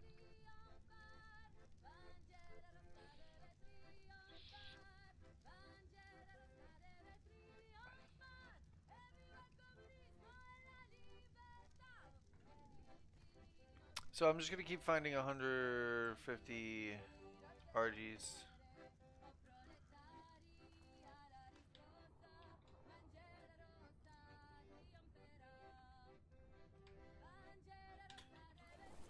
I love you Gopnik videos. Let's explore. Let's go. Surprise! I got all my favorite coworkers Lifespan Fitness treadmills, except for myself because I already have one. I'm a killer CEO. I mean, I became a CEO so I could kill more people. But they'll never catch me. I used the sneakiest death trap of them all. Chairs. I had my employees right where I wanted them. Paige was pre-diabetic, Brock had a bad back, and Henry was holding back heart attacks. Everything was going just fine until Timothy brought in his Lifespan Fitness under desk treadmill, and now he won't shut up about it. A lifespan is the greatest way to stay healthy while you work from home or in the office. Also, I have a dumb, handsome face. Hi, Marcia. I finished those reports, and I got you this cactus because I heard your plants all died. I love my boss. She is the best. He is the worst. Look at us now, boss. Happy, healthy, and 20% more productive. That's a real study. Look it up. Before Lifespan Fitness, there was no way to work and work out. But with Lifespan Fitness, we can do both at the same time. And that gives me more time to volunteer at the orphan shelter. You're the coolest, Tim. I'm just a guy. I'm so excited about all These this. people are getting paid to exercise. That should be a crime. I've had some complaints about you. Our numbers are up. I know! Wait, is that bad? Well, my death numbers are way down. The treadmill is too loud. It's a distraction. Heather, An actual Lifespan customer who works from home says, I'm regularly walking on Zoom meetings, and I have never had anyone mention the noise. It's bulky. I think you missed the word not. Carolyn says, It's lightweight yet durable. Oh man, that's quality. Amen. John says, after 8 years of use, it's still amazing. Yeah, my old treadmill there- was cheap and fell apart after a couple years, but Lifespan Fitness lasts the whole lifespan. Behold, Oh, wait. the incriminating evidence. I wished him was dead, but instead he's just dead. That's right. Hated. Apparently, people who use Lifespan Fitness 3 hours Let's a day go. can lose up to 6 pounds a week in dead weight. hey, boss. Sure, I'll be right there. You seem tired. How about you take a seat? Oh, actually, walking all day keeps me, like, super energized. Plus, I only need 2 hours to get 10,000 steps in. I'm gonna get back to work. Planning a surprise birthday party for you. Oh, shoot, I ruined the surprise. If you're not one of my victims, I mean, employees, I'm not against you going to lifespanfitness.com. I mean, I have one. How else would I outlive the people I kill? Beware the chair. To Marsha, the greatest boss in the whole world. You are killing it out there. Well, I wish I was killing you. Sorry, what was that? I said that's kind of you. Now stop asking me questions. You got it. Marsha! Marsha! Marsha! Marsha! Marsha! Marsha! What ad did I just fucking watch? If you're new to this channel, hello. I make videos loosely based around the Marxian analysis of the world, and if this sounds scary to you, then you're kind of at the right place. I usually make far longer, more in-depth videos on very specific topics and stay away from broad theory analysis. But I felt like these are points so commonly misunderstood that I needed to give my 2 cents on them. Here's hoping it reaches the right people. For analysis, which inspired half of this video, please check out Zoe Baker and Kak Philosophy Now Jonas Cheka's videos, which will be linked below. Rarely who can cold-heartedly say that the way we run the world right now is sustainable or achieves net positive outcomes for the majority of the world's population. If you've looked around or read more than half a BuzzFeed article this year, you know we are living in a real-life example of how the way we have set up the world, defined as capitalism, is incapable of handling crisis. Not because we don't have enough resources, manpower, or will, but because the main thing society is organized around isn't based on human well-being, but profit extraction. Yeah, the cliche criticism of capitalism, so typical, I know. Profit bad, helping people good. So what is it exactly that we left-wingers propose? Is it egalitarian equality of all? A world in which we are all happy with what we have. People are of equal height. Race is literally unnoticeable because we're all colorblind somehow. Everyone lives forever and churches are turned into hospitals. A science fiction universe that would be so unbelievable that no one would even sign off a budget on making a movie around it. Everyone looking the same, dressing the same, eating the same, earning the same, and being given the same, no matter how much work they do or don't do. Oof, hold on. Seriously, is that really what people think Marxists want? Do you genuinely believe that modern Marxists, a whole group of people who think everyone around them is missing the bloody point of it all, who consider the liberal and conservative to be as politically literate as a gorilla most of the time, to dream of a world of total unadulterated equality? Let me spoil it for you. They don't. Good old Lobster Man would run in right now and deliver a line only Tommy Wiseau would dream of performing. There you go, they admit to it. They only use rhetoric of equality to set up a society in which they can simply replace the previous elite, the rich, and rule through the iron fists of the party. Well, my benzos-addicted carnivorous crab friend, as lots of Twitter Marxists like to say, please read a fucking book. The proposition of complete equality among everyone is at its core non-materially plausible and therefore non-Marxist. Egalitarianism's popularity stems from the French revolutionary term liberté, égalité, fraternité, apologies if I butchered that, and it was a term very useful for the time and place in which it was devised. But as material conditions change and develop, and as the newly formed class superstructure grew after the French Revolution, the idea of complete equality became one which lacked universality. What is meant by this is excellently put forward by Marx in a document called The Critique of the Gotha Program.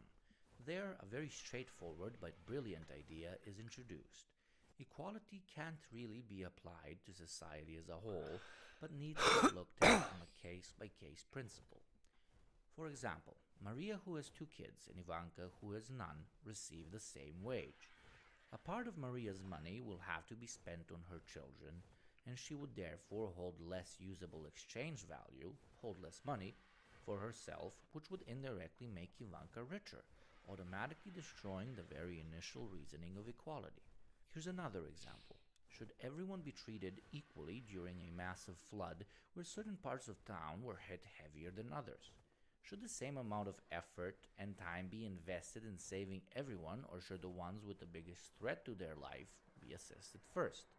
As you can see, equality, while useful as a rhetorical ideal, is in its very essence problematic because it is not applicable wholesale, and therefore is not ideologically or materially very useful. When applied to work, it becomes especially problematic. If we equalize how much one earns per hour, then the one who can work longer will inevitably be better off than whoever works less. We might have equalized their hourly wages, but they still end up being unequal. What if we make all the total wages the same? Well, then the one who works more but receives the same will inherently end up with the short end of the stick.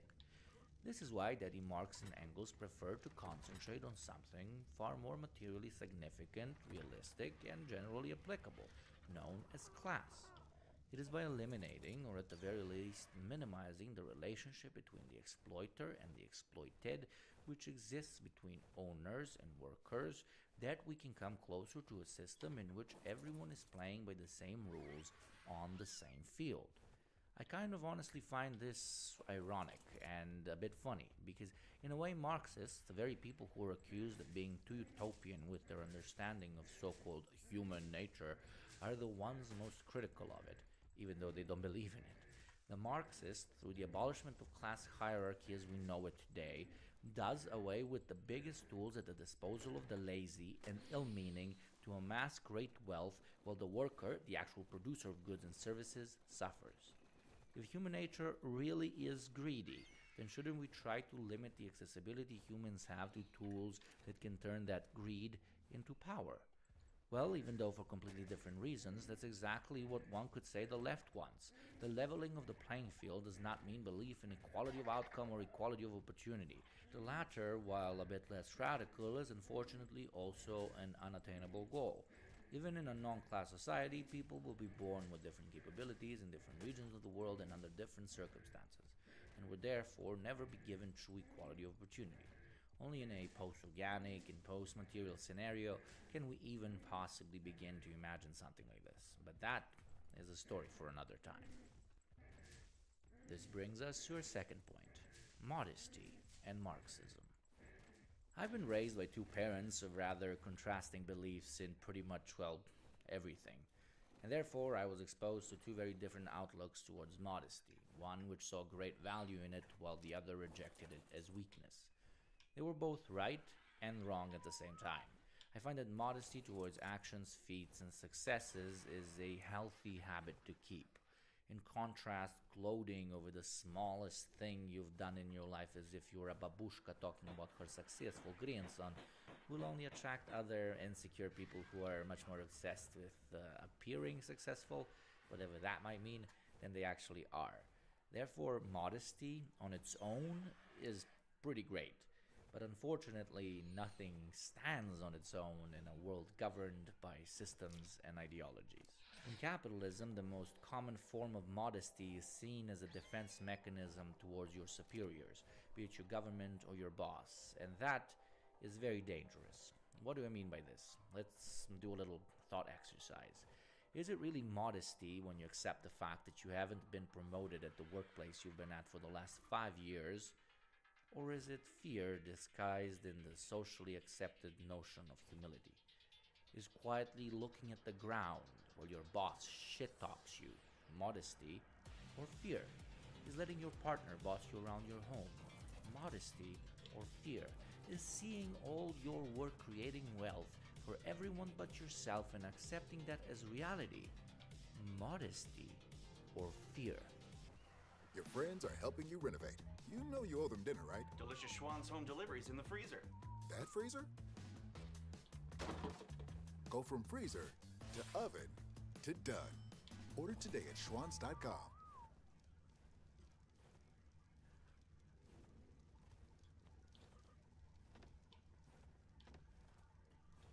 Hi, I'm Will from Zager LLC.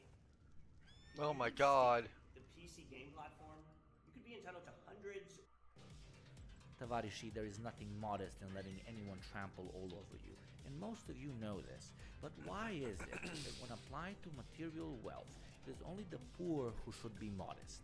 What is this bipolar idea that at the same time we should celebrate the successes of the wealthy while promoting modesty for the worker? I'll tell you what it is: propaganda. Always has been, always will be. Now, I'm not saying that the idea of modesty itself is propaganda, but weaponizing it as some sort of greater social ideal for those who are struggling is just that. The attempt to manufacture consent by telling you there is greatness in suffering, but also, quite maddeningly, that there is also greatness in wealth and comfort. It's exactly in this blend of the religious idea of humility and its incredibly contrasting ideology of capitalist eternal growth that has birthed this weird mess of a self-denouncing culture. Modesty and most other values at that are split in two halves.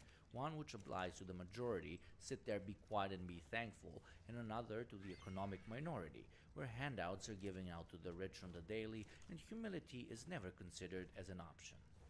Modesty has been co-opted as a lifestyle in which believing you deserve more is seen as amoral and indecent. But as I mentioned previously, the extent to which it is unequally applied throughout the different strata of society is simply baffling. It's through rejecting the current status quo that great ideas have moved our species forward, be it through the rejection of monarchic hierarchies and feudal work, where listening to your king and local lord was the modest, kind thing to do, or religious dogmatism and the patriarchy, where the modesty of a woman was conflated with the obedience and unquestionable servitude at home. It's by rejecting the version of modesty which the current system is trying to sell us on that we can see the material reality which we find ourselves in, which to say in layman terms is pretty shit.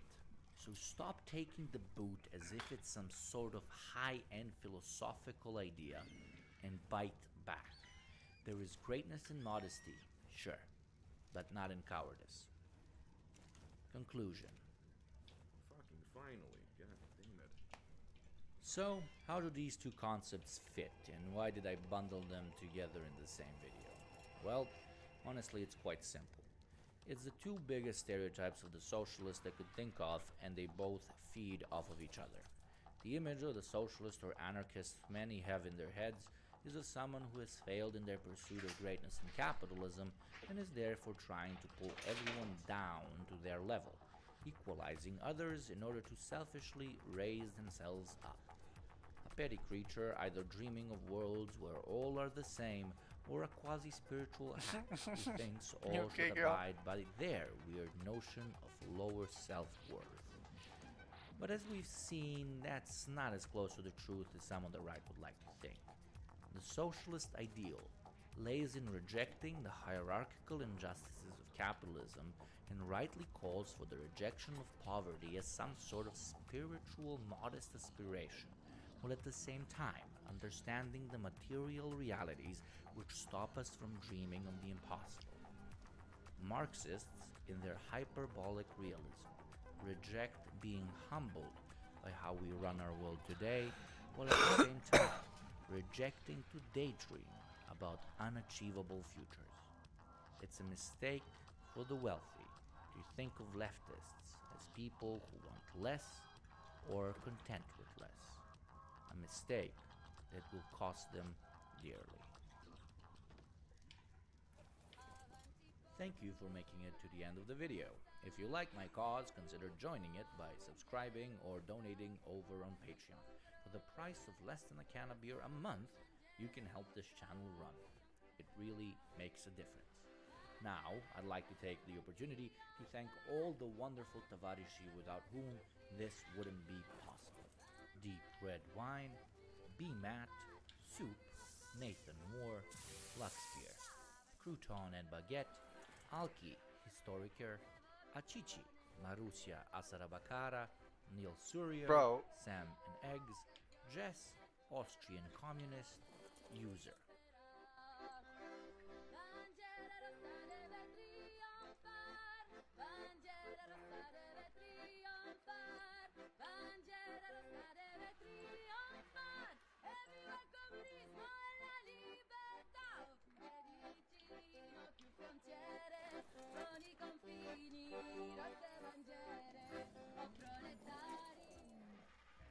Did you know that sitting 40 hours a week increases your risk of premature death by 70%?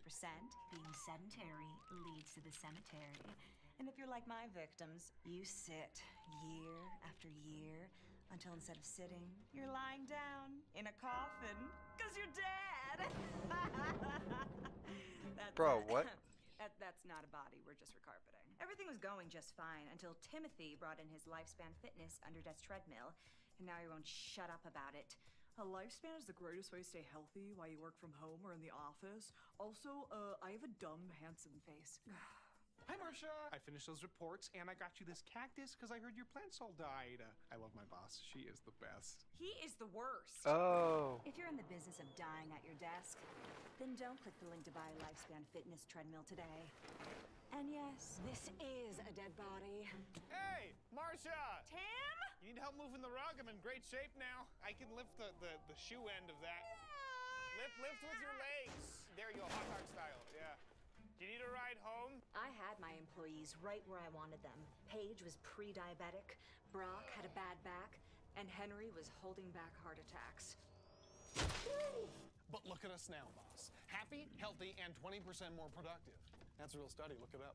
Before Lifespan Fitness, there was no way to work and work out. But with Lifespan Fitness, we can do both at the same time. I'm gonna go grab myself a drink. Here at the orphanage. I'm just waiting at this point to I'm just a guy. to make that thing, you know. That should be a crime. I've had some complaints about you. Our numbers are up. No! Wait, is that bad? Well, my death numbers are way down.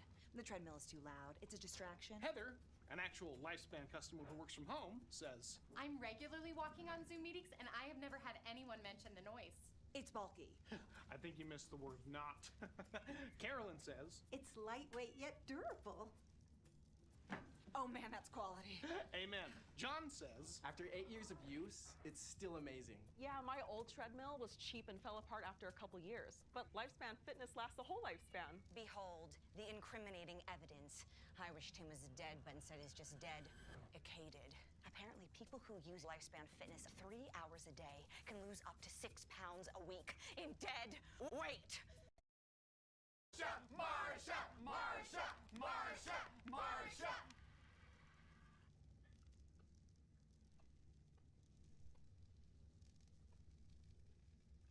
It is okay to be so stressed and overwhelmed that you feel like you need to talk to someone about it. And by that, I mean going to therapy.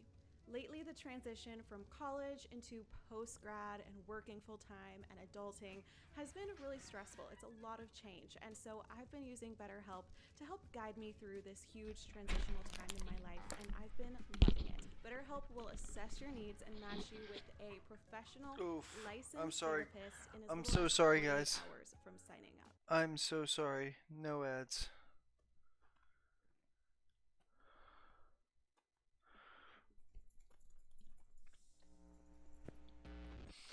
This episode and this are made possible by the generous support of my patrons on Patreon. If you'd like...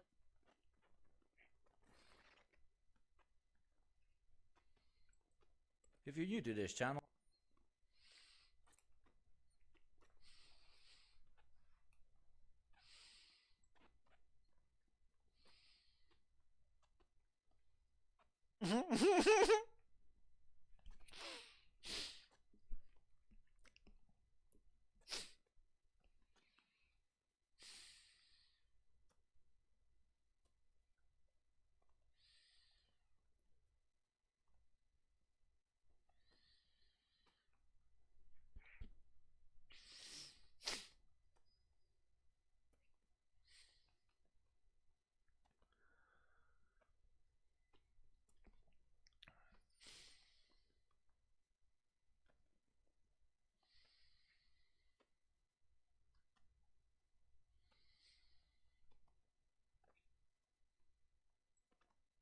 This video Hold on.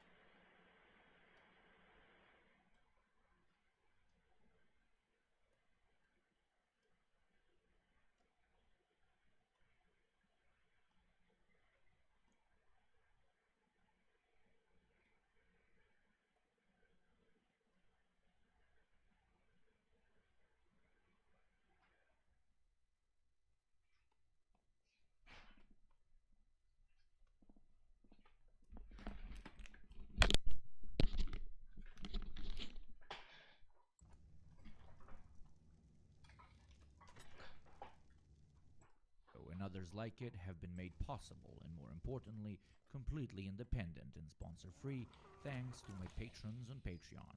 Check it out in the link below if you'd like to support the channel. In preparation for the US elections, DeSantis, one of the top presidential candidates at the moment, had publicly donated a modest sum of $100,000 to the Daily Wire, a far-right online media house known for Women Don't Get Wet, Ben Shapiro, I Sell My Melanin by the Inch, Candace Owens, and Consent is a Plague of the Modern World, Matt Walsh. Earlier this year, mainstream superstar Kanye West. There's a lot of things that I love about Hitler. Revealed where the majority of his anti-Semitic, conspiratorial, far-right ideas came from. Different online media personalities, including those from the Daily Wire, as well as less mainstream nationalist figures such as Nick Fuentes. Multiple racist and anti-LGBT acts of mass violence throughout the year have been executed by gunmen who openly share where their inspirations came from: online right-wing agitation and propaganda. The days where people sitting behind a microphone spitting their ideology at their camera, being an incredibly niche, non-mainstream source of information for weirdos and radicals, are over. It's over. When presidential candidates, pop culture icons, mass shooters, and most importantly, the super wealthy, are starting to come to these, let's call them, political influencers for information or advertising, we must see, unless we are blind, that the winds are starting to blow in a new direction. Daily Wire CEO Boring says the company's 12-month revenue hit $100 million for the first time in January of 2022, up from roughly $65 million for the full year in 2020.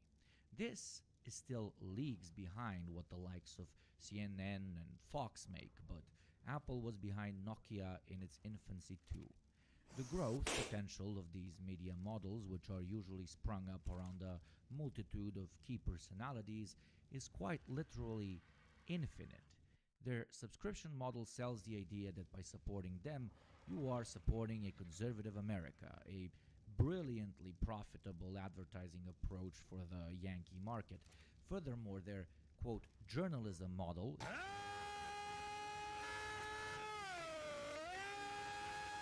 is just simple regurgitation of mainstream news without any real investigation or on-the-field work, only copy-pasting something and giving it a right-wing twist.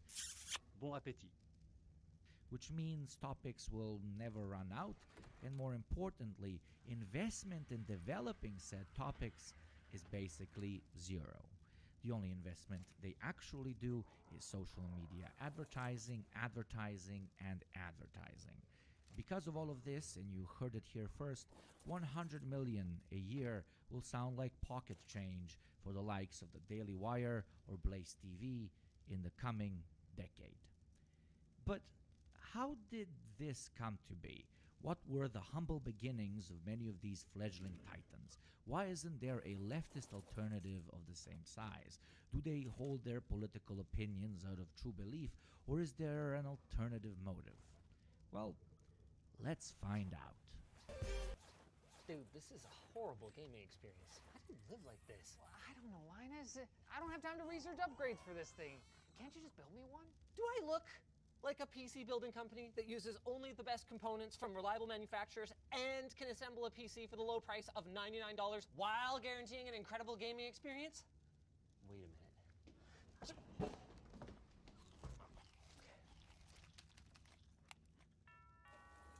Wow, that was quick. Whoa! Thanks, Linus! Yeah, I built it. Totally. 100%. Yeah, I did.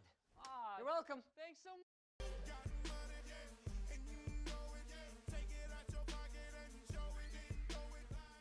Founded by conservative talk radio host Dennis Prager to fight against, quote, liberal bias in American classrooms, Prager University packages right-wing ideology into viral videos aimed at young and middle-aged people.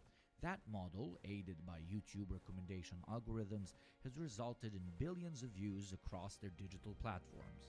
Two of Prager University's largest supporters are the fracking industry billionaires Dan and Ferris Wilks, who have gained a reputation as the, quote, Koch brothers of the Christian right.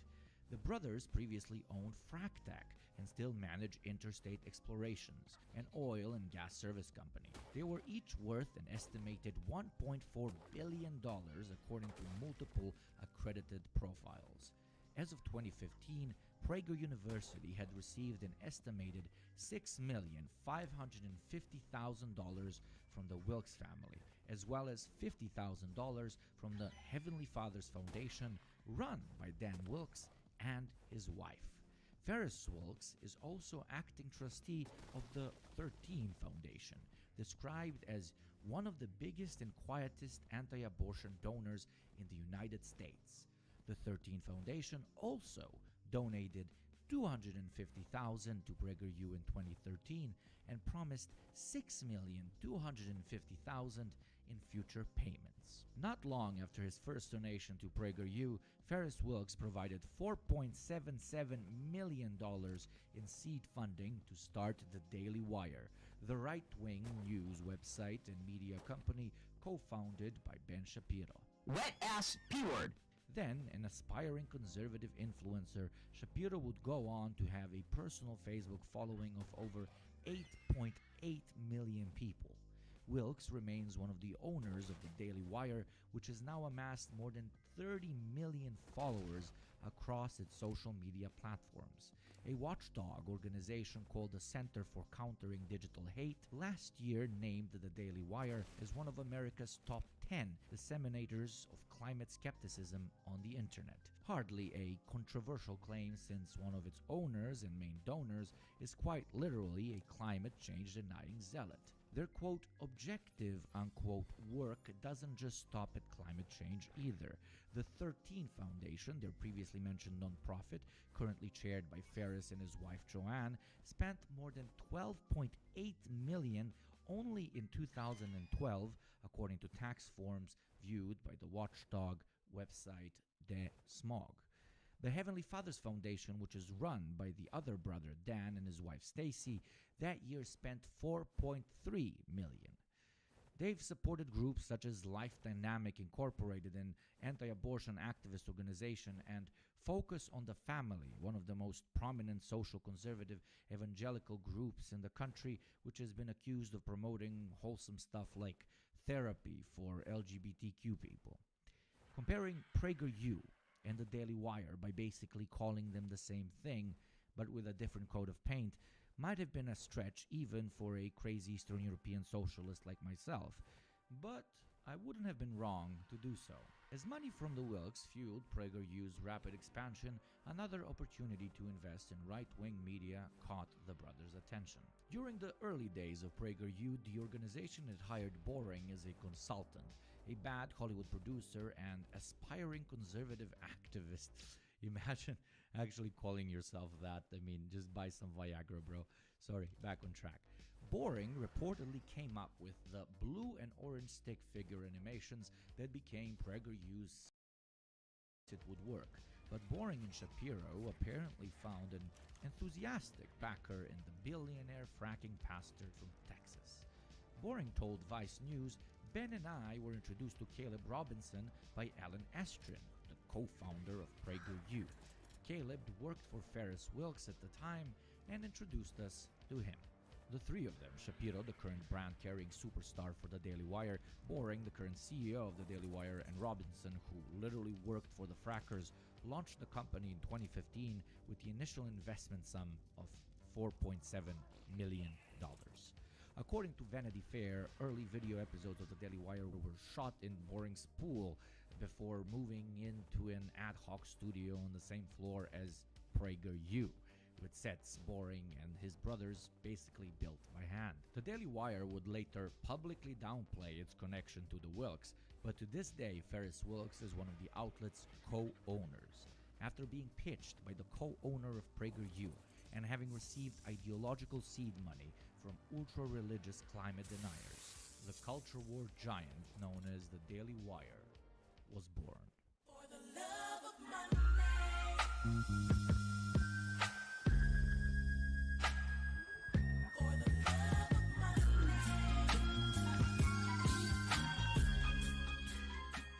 But okay, enough about the Wilkses and the undeniable connection between the Daily Wire, PragerU, and the climate denial lobby. Let's now quickly and lightly touch on some of the other players in this bloody business of buying and selling influence.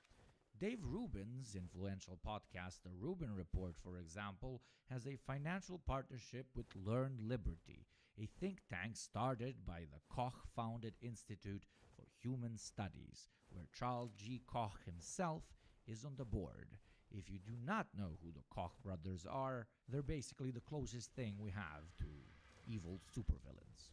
When the Canadian government denied Jordan Peterson funding for his work, Rebel Media, a group funded by Koch money and headed by Ezra Levant, a far-right Islamophobe with ties to the Koch network, raised cash for him. Peterson has since returned the favor, fundraising for the Koch-founded IHS. Ezra Levant, founder and self-described rebel commander of the Rebel Media, spearheaded an Indiegogo campaign to raise the first year's worth of funding at $73,000 for Peterson's research team within a 30-day period. The project reached its goal in 1 day. Fook me, that was fast. The next goal was to raise an additional $80,000 to support the second year of research, which the campaign had also reached. At this point, Rebel Media and its campaign have raised Peterson around $200,000, basically a house where I live. That's a very strong message in support of Professor Peterson, and frankly a rebuke of the government bureaucrats who denied him his grant, Levant later stated as his motivation. More recently, the Canadian psychologist was widely criticized for going on Joe Rogan's podcast, an 11 million subscriber show, and saying that climate models were full of errors that increase over time, as well as that it's too complicated to model them accurately. A convoluted way of saying you don't believe in climate change. The source, My source is that I made it the fuck up. for Jordan Peterson's claim was a climate science denier who received money from a libertarian think tank founded by, guess what? Oil companies. And this only scratches the surface. When you eat protein and you eat enough of it, it literally makes you build muscle. But what people don't know works even. I can't even begin to imagine how much money and backroom deals have been made that we never have and never will find out about. But okay, is there really a scary right-wing agenda out there? Well, you don't have to take my word for it. Richard Fink, president of the Charles G. Koch Charitable Foundation, has openly bragged about it. According to his Structure for Social Change program philosophy, the goal of the Koch Foundation's philanthropy is to make grants in a strategic way so as to best affect public policy and influence broader social change.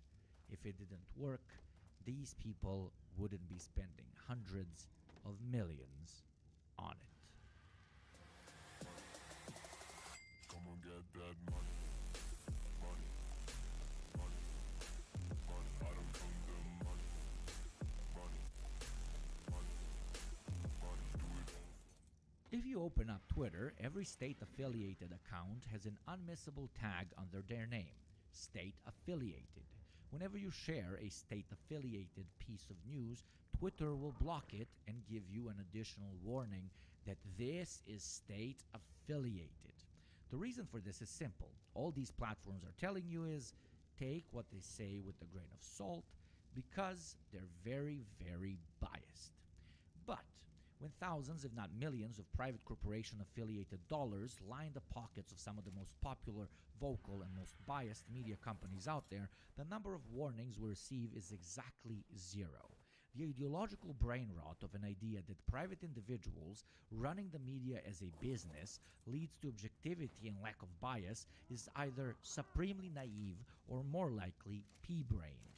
Somehow, the state influencing the news will always be subjective, but large capital doing the same will not.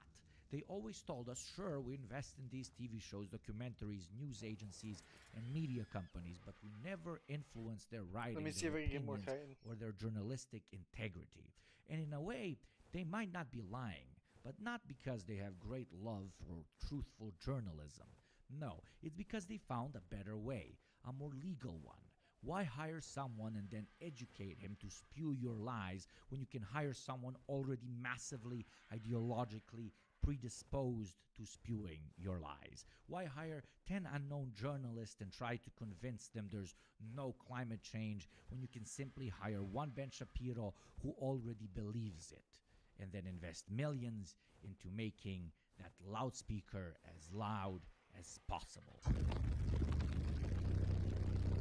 Corporate affiliated media's influence on our everyday lives, ideological standpoints, and politics makes state-affiliated look like a meme. Hell, at least people from my part of the world who are bombarded by state-affiliated media all the time know it's bullshit, instead of gobbling it all up, thinking they have free press or whatever other fiction they're selling you people on.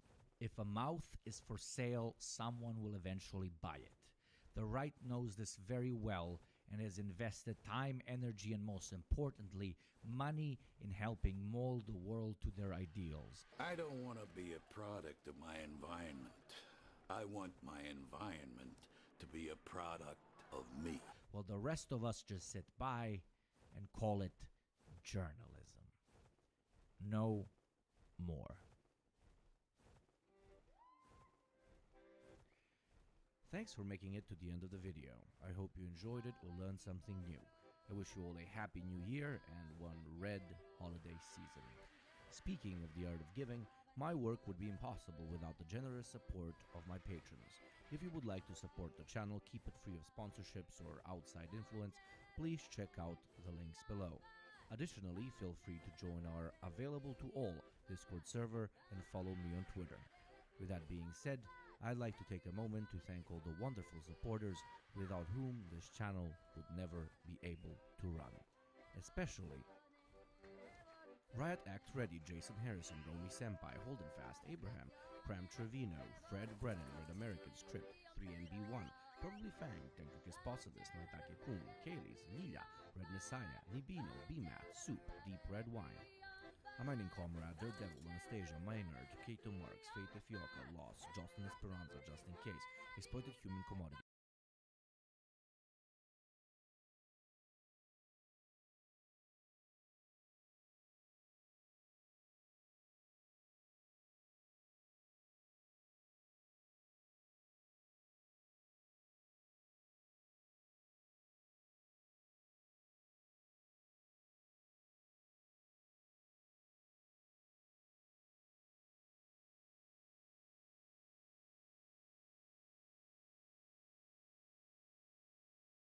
Hi, I'm Randy with Department of Labor and Industries, Electrical Supervisor for the Tri-Cities area, and we're hiring. The Deprogram podcast, ran by me, Second Thought, and Hakeem, is now available on YouTube. Find the link below. This channel is 100% sponsor-free and independent. Consider supporting it in staying so by donating over on Patreon. Thank you. Most of you first heard of this term in the past month or two, as it was being paraded over social media as well as official diplomatic channels between Ukraine, Russia, and the United States. But As everything on Twitter, Facebook, and YouTube, the story itself is far older and more complicated than what can fit in 140 characters. While the process of rewriting history has been a crown jewel in the strategy of building up neoliberal capitalism in every corner of the world, where creating something more than malls and pop icons was attempted, I'd like to take you on a journey specifically through Yugoslavia, a prime example of this falling from grace. All of you probably know about the Balkan Wars, up until recently the bloodiest conflict in Europe since World War II, which, by the way, is funny how with every new war, us Eastern Europeans become less of a construction worker and more of a white European, something, everyone seemingly forgets a few years after we've played the role of oppressor or oppressed for their cameras. But anyways, at first glance, the war in Yugoslavia had turned ethnicities of seemingly indistinguishable cultures, literal neighbors, into sworn enemies overnight. The story, though, as always, is not as black and white, and while it begins with the infant days of Yugoslavia and the birth of its own brand of socialism, the festering fascistic, nationalistic, and war-hungry disease it had growing under its floorboards mostly begins with World War II.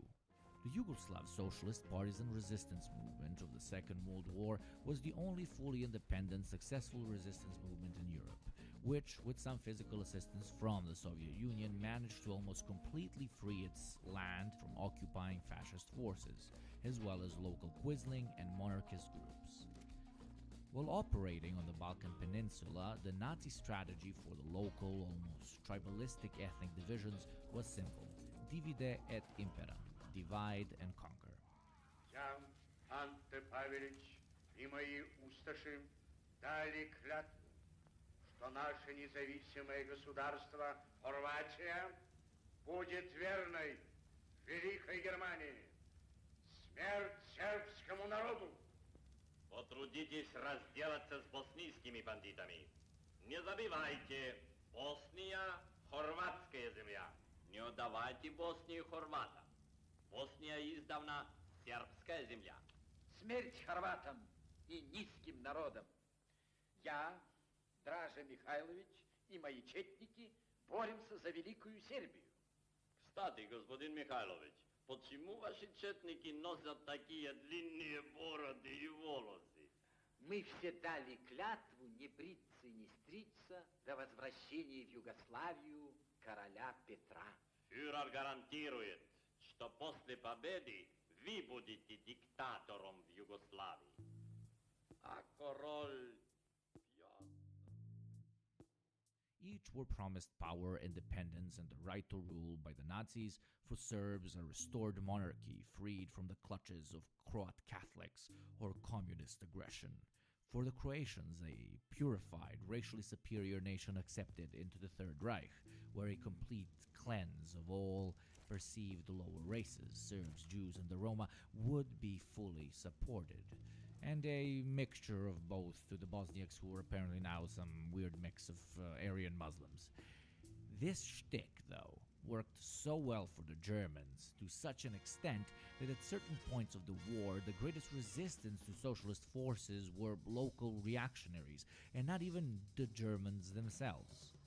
War crimes of deafening proportions were committed by all sides, with the Croatian Ustasha topping the pile through exceptional Nazi-inspired brutality. This, thankfully, didn't last forever.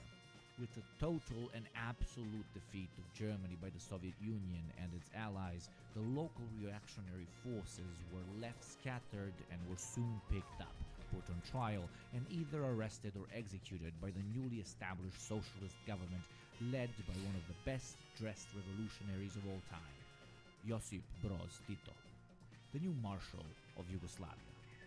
All the previously mentioned fascist collaborationist forces were made completely illegal, their statues torn down, their offices closed, even their graves made anonymous.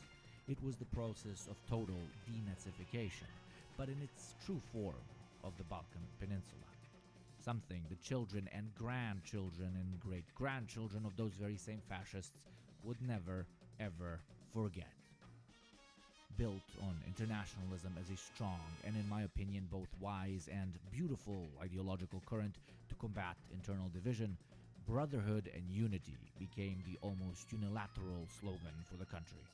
The economic system was almost like a larger metaphor of Yugoslavia's position between the East and the West, a Yugoslav-style socialism called worker self-management.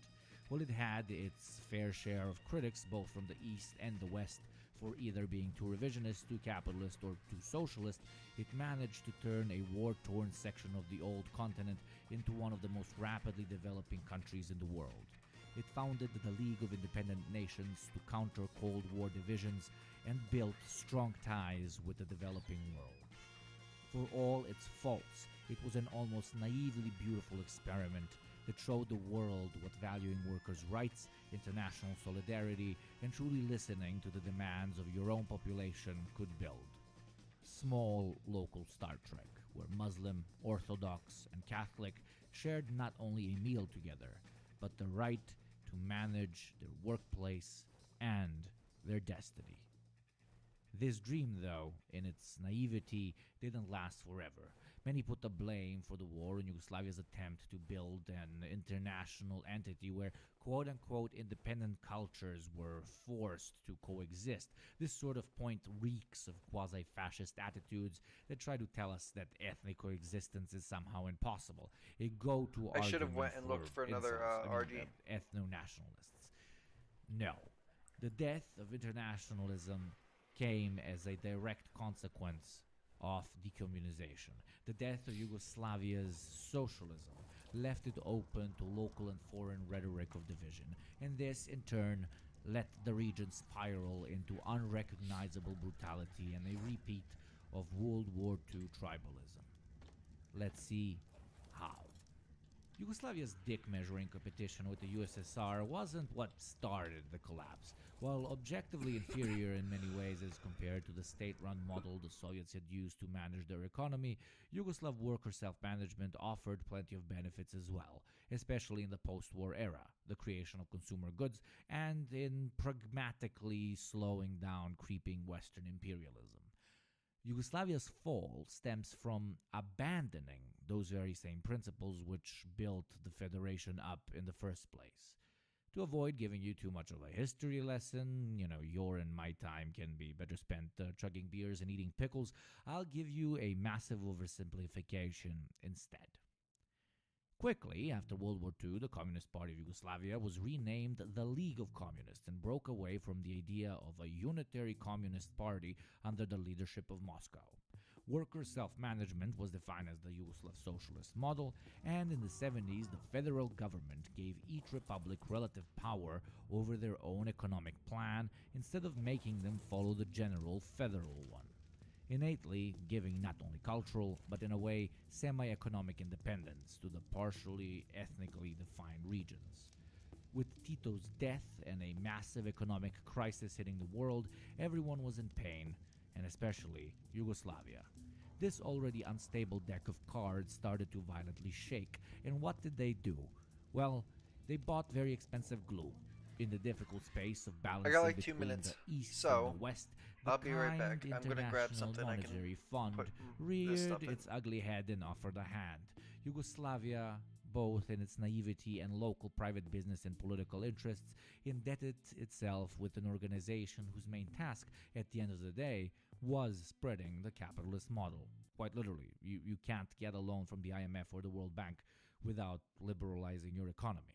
Ante Markovic, a lesser-known figure but arguably the greatest individual culprit in helping the West remove the S from SFRJ, not only brought capitalism back through the main door, but directly collaborated with local traders and foreign intelligence agencies in annihilating any hope for a united Yugoslavia. Yugoslavia's economic system, for all its faults, was what held the country together. Built on ideals of internationalism and socialism, it sought to unite already similar people into a common entity, pursuing a goal far more sophisticated than petty tribalistic division.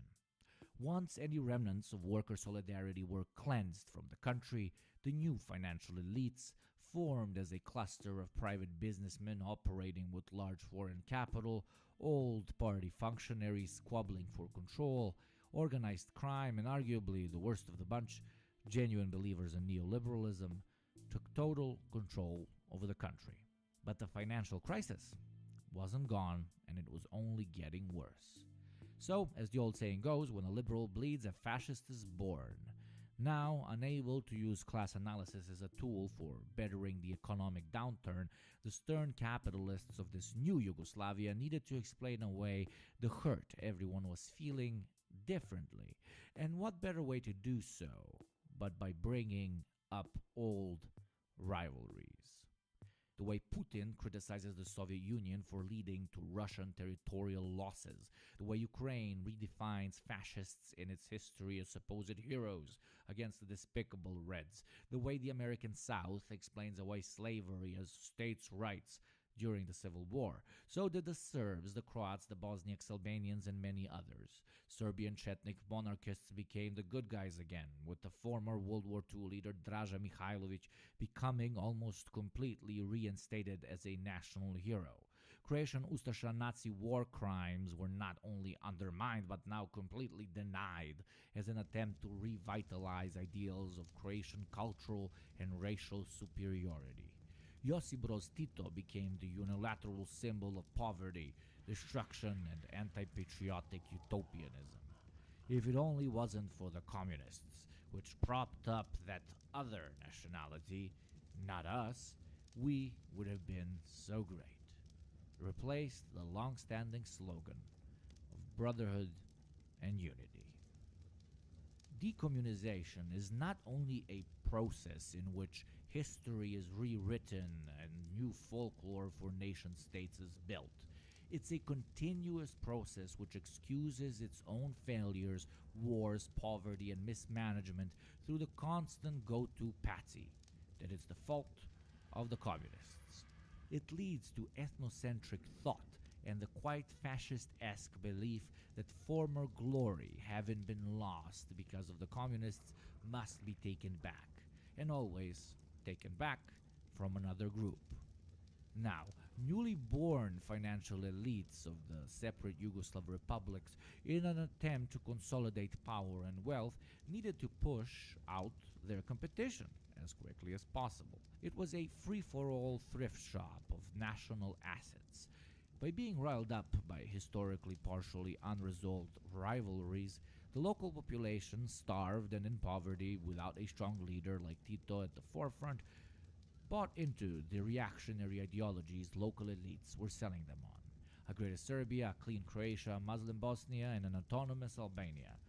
We bought into it, and the rest was history. It's my humble analysis that what we are seeing in Ukraine today was just a postponed Yugoslavia. The internal contradictions of having the communists of the past being a constant patsy for the failures of the new system, decade in and decade out, eventually led to the conclusion that those past failures must be rectified. And how are ethnic and nationalist disagreements rectified? Well, with war, as I said. Be it defending your own minority in the other country, or protecting your own sovereignty, or some dingy, insane nationalist shit. The argument can always be sprung for internal and external division. That's the thing with non-class-based conflict. By ignoring certain and completely concentrating on other arguments, you can easily convince your side of the need for war. Decommunization as a constant process is similar to the fascist doctrine of the othering. First, it's the communists of old, then it's their legacy, then their history, then their successes, and once decommunization is perceived as being quote-unquote complete, we move on to new others, with LGBTQ+ people being the primary example of Eastern European othering, where they are to this day being used as a perceived new enemy of cultural destructions, which the church and the conservative voting body must defend against. Or, for the liberals, internalized bigotry, spouting about how our very own cultures must be molded to that of the superior Western civilized world. Globalization on steroids, where the poor and uneducated are seen as what's driving the rest down. Once internationalism and class-based economic systems are out of the window, countries turn into squabbling school children fighting over their lunch by chucking it at each other. Lunch made through the meat grinder of soldiers, civilians' beliefs and purpose. The ones chucking it rarely get punished, and is the food that ends up in the bin. But as we all know, nothing lasts forever, and the meat eventually stops jumping into the grinder. Let's just hope it comes sooner than later, and that we, especially those living in places where socialist or anarchist experiments were attempted, learn from our histories instead of erasing them. We were told history ended. We were told capitalist states don't go into direct war against each other. We, as always, when it comes to rhetoric coming from the mouth of those in power, were lied to. There is no capitalism without war. There is no peace without internationalism. The sooner we understand that, the quicker we'll stop dying for colorful cloth and national songs. Why do great men lose their power with women? It is the one area of life that many... Thank you for making it to the end of the video. You must be confused because you didn't see any sponsorships. This must mean you doesn't get any.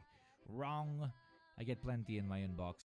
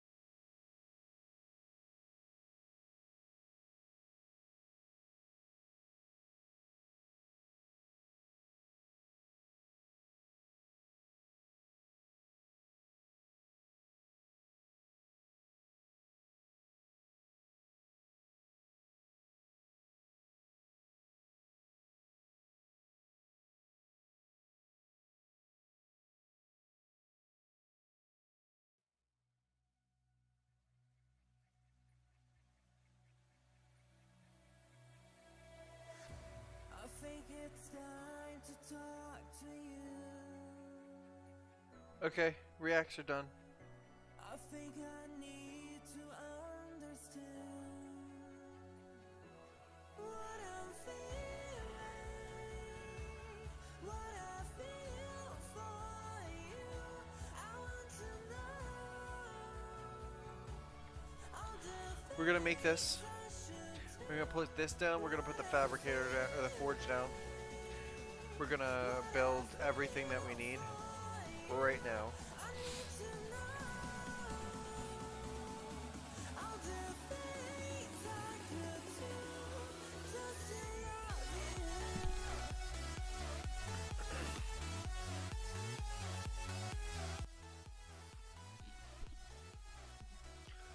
All right.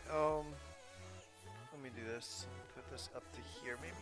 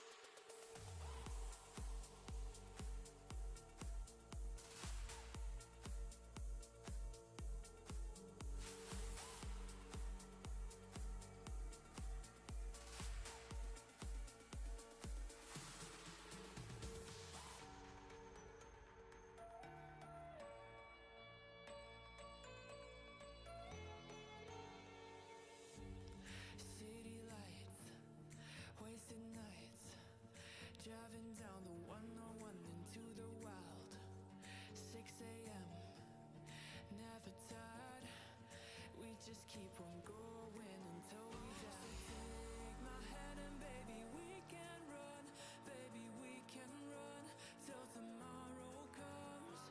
Love me slowly, yeah, 'cause we're still young, baby we can run till tomorrow comes.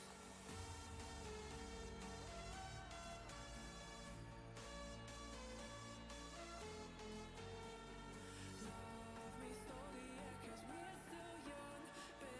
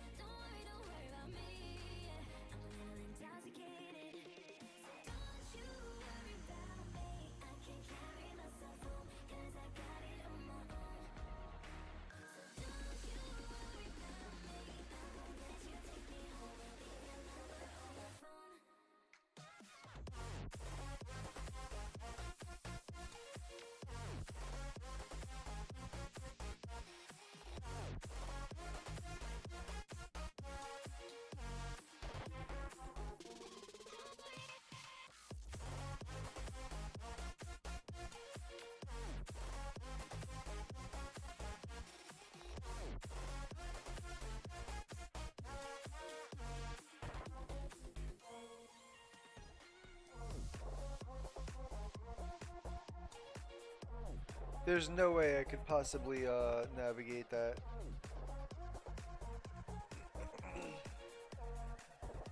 Way too many trees.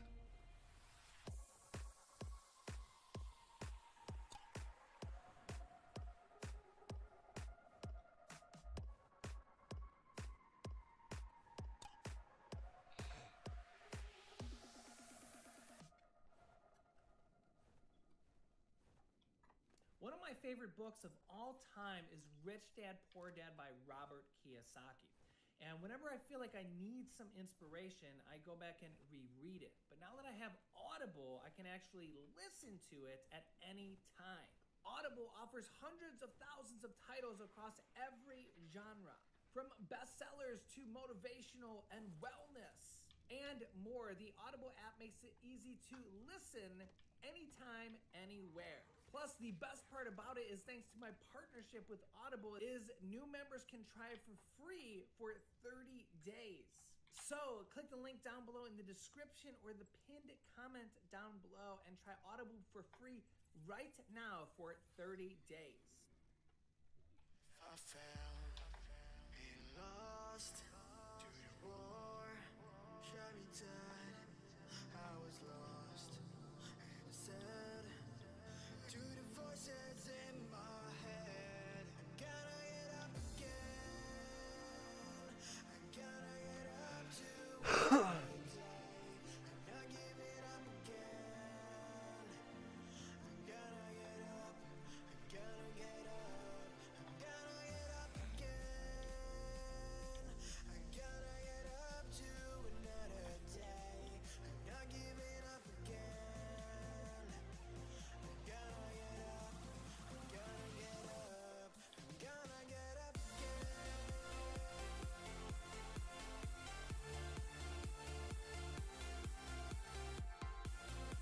Sweet, so now I can bring all of this over and I can start working on that.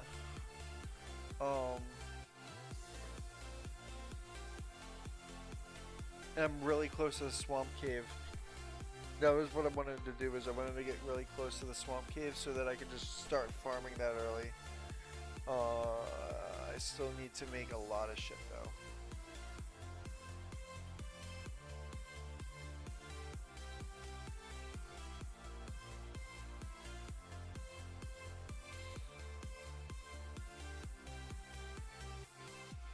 I see our fire. At least I think it was our fire. Was that our fire? Look into my eyes. There's our fire. My heart beats like a drum. You listen to my lies.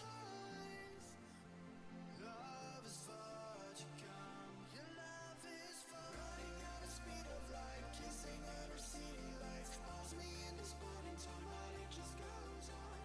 Running at the speed of light, kissing under city lights. Calls me in this morning time, but it just goes on. Gotta get up again.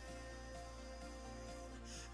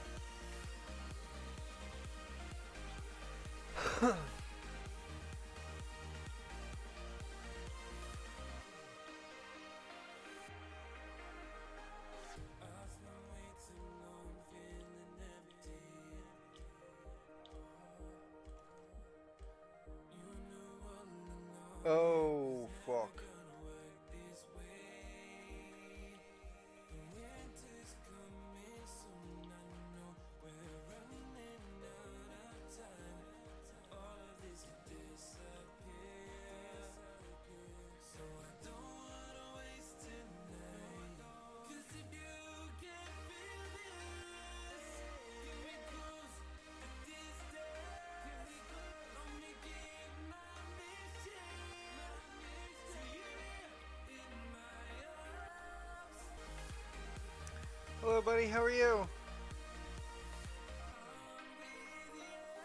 How you doing this morning? I'm finally getting all my stuff over to my my redwood base.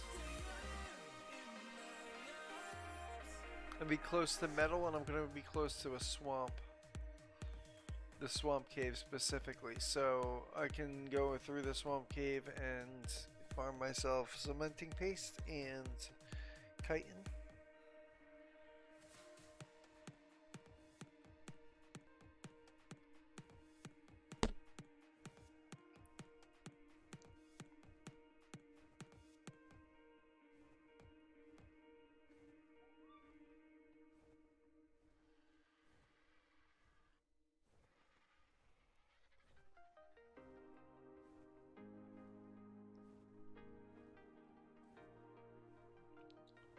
Alright, so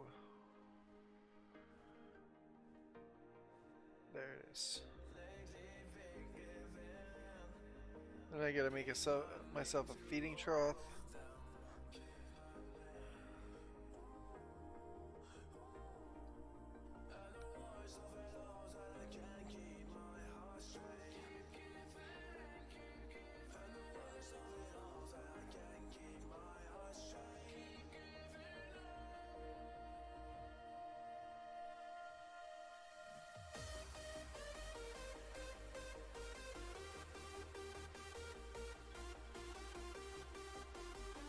Alright, so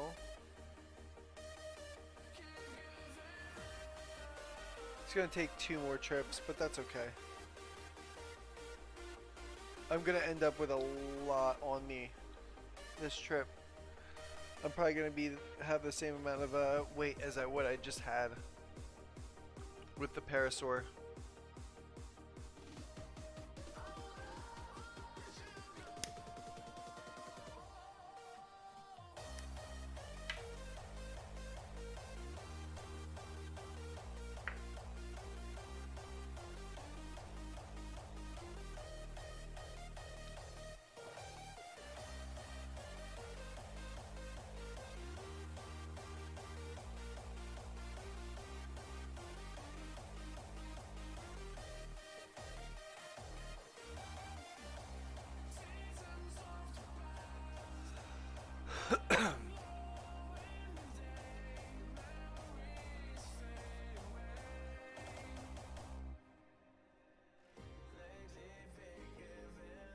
Wow, I am lagging.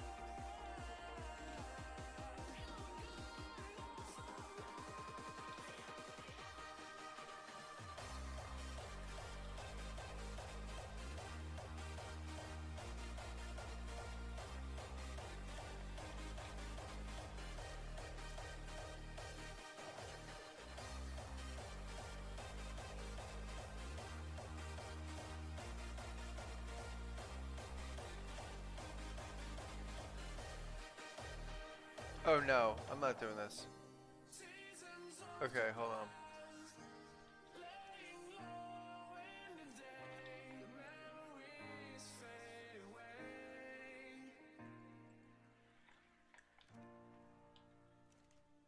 I'm just gonna come back for the charcoal either another time or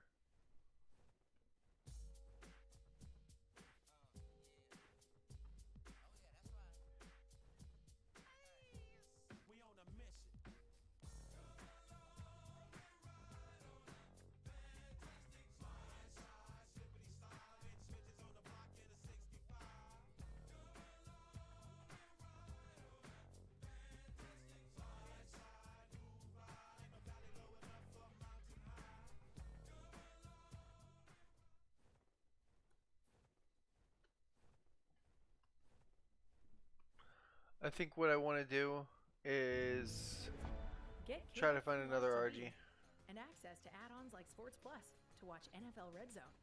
That's every touchdown from every game on Sunday afternoons.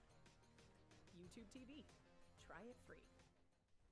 I may be a bit closer to my RG trap at this point too, which is kind of nice.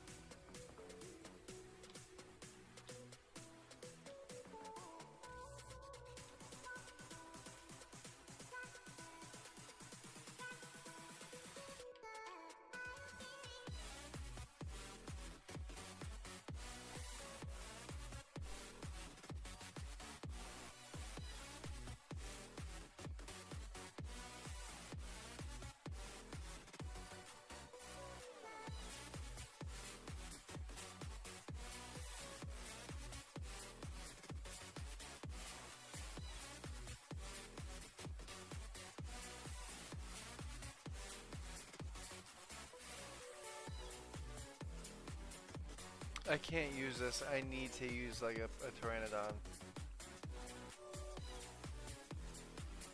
It doesn't work with an RG. I need to like be able to speed off. I can't be just tanking hits, you know. That'll get me killed. That'll get me and my RG killed.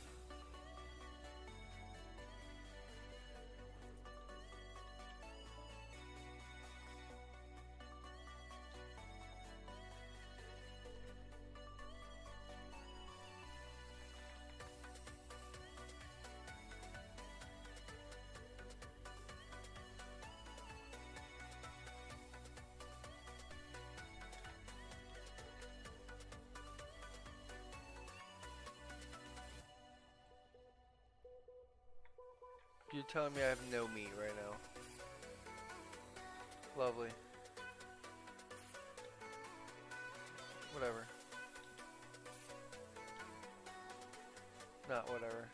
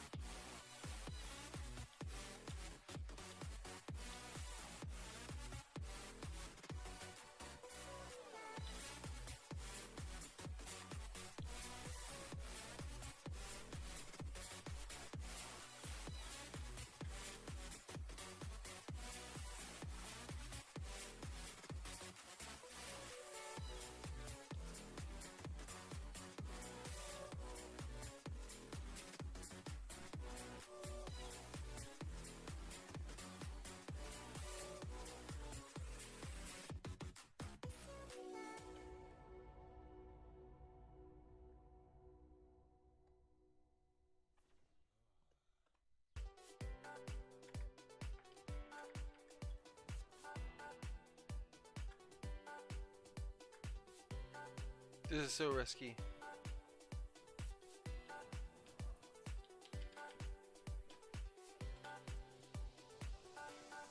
Look at the sky, the sun won't ask for one if it can rise. Look at your mind and ask yourself what keeps you trapped inside. Look at the lies that follow you when you run and hide. Look at the sky, the sun won't ask, the sun won't ask the world if it can rise.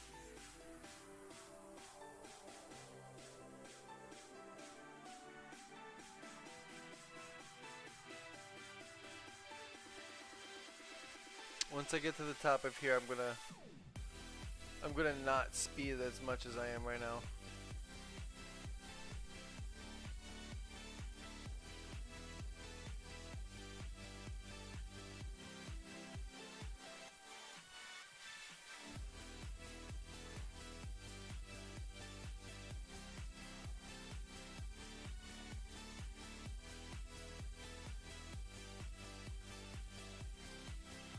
No, why don't I have...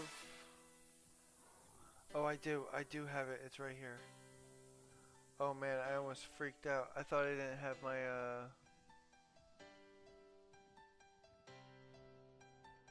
what is it called? My spyglass. The sun won't ask for one if it can rise. Look at your mind and ask yourself what keeps I'm gonna actually speed off the alpha platform. Or the platform next to it. And wow, I am fucking lagging again. I don't know why. Annoying, but okay.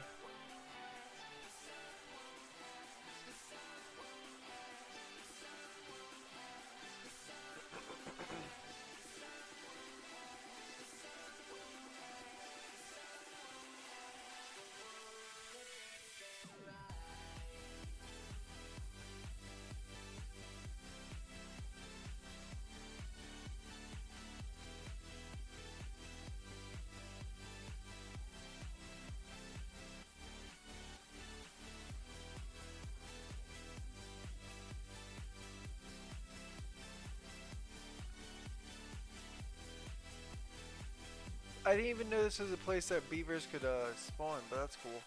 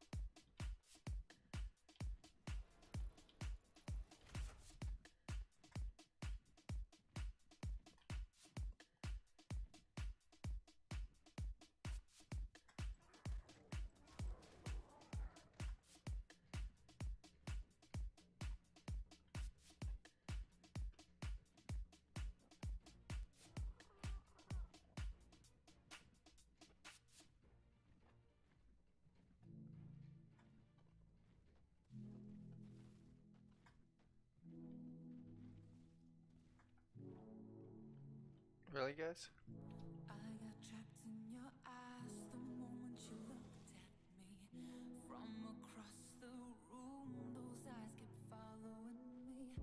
Something popped in my brain. Oh, baby, only you I see. Feels like I'm going insane, and only you can save me. Feels like I'm drowning in ocean's blue. Baby, come on, baby, baby, come on, let's go.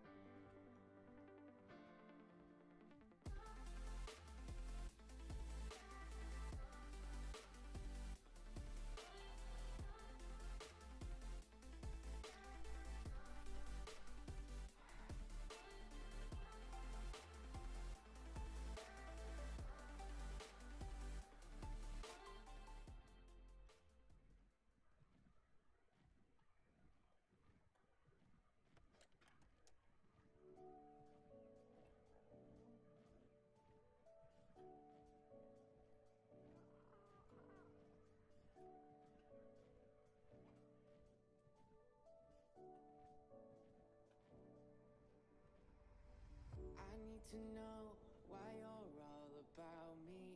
A miracle, how are you so carefree? Living a dream, I'm running in circles. 'Cause help me find my way through your atmosphere till the stars don't shine in the morning. Would you take my hand? Will you have no fear? We can stay up late telling stories.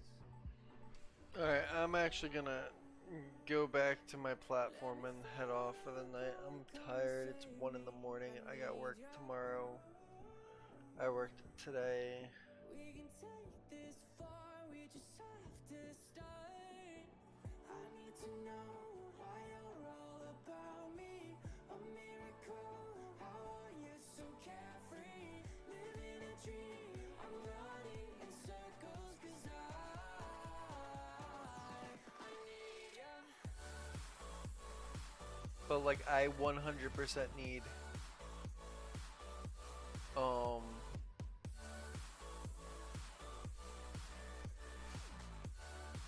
I 100% need more weight capacity.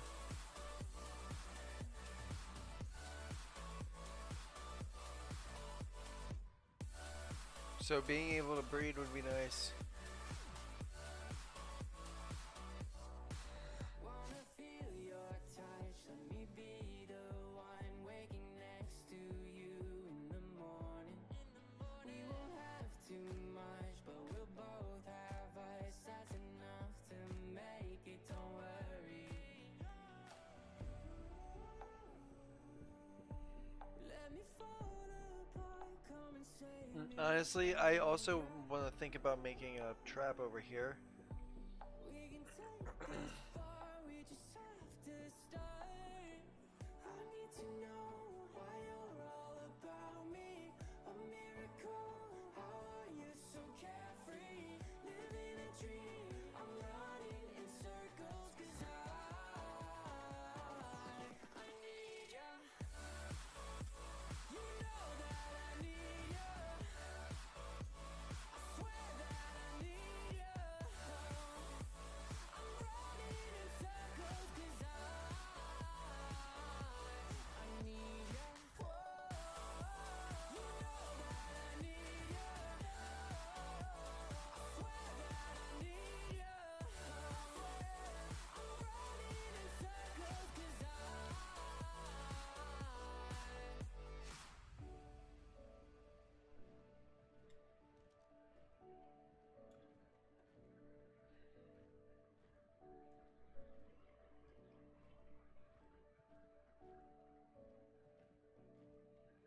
Alright, so we did a lot today, right? I got home at what, 4? It's now 1 in the morning. We did we did an hour of ARC first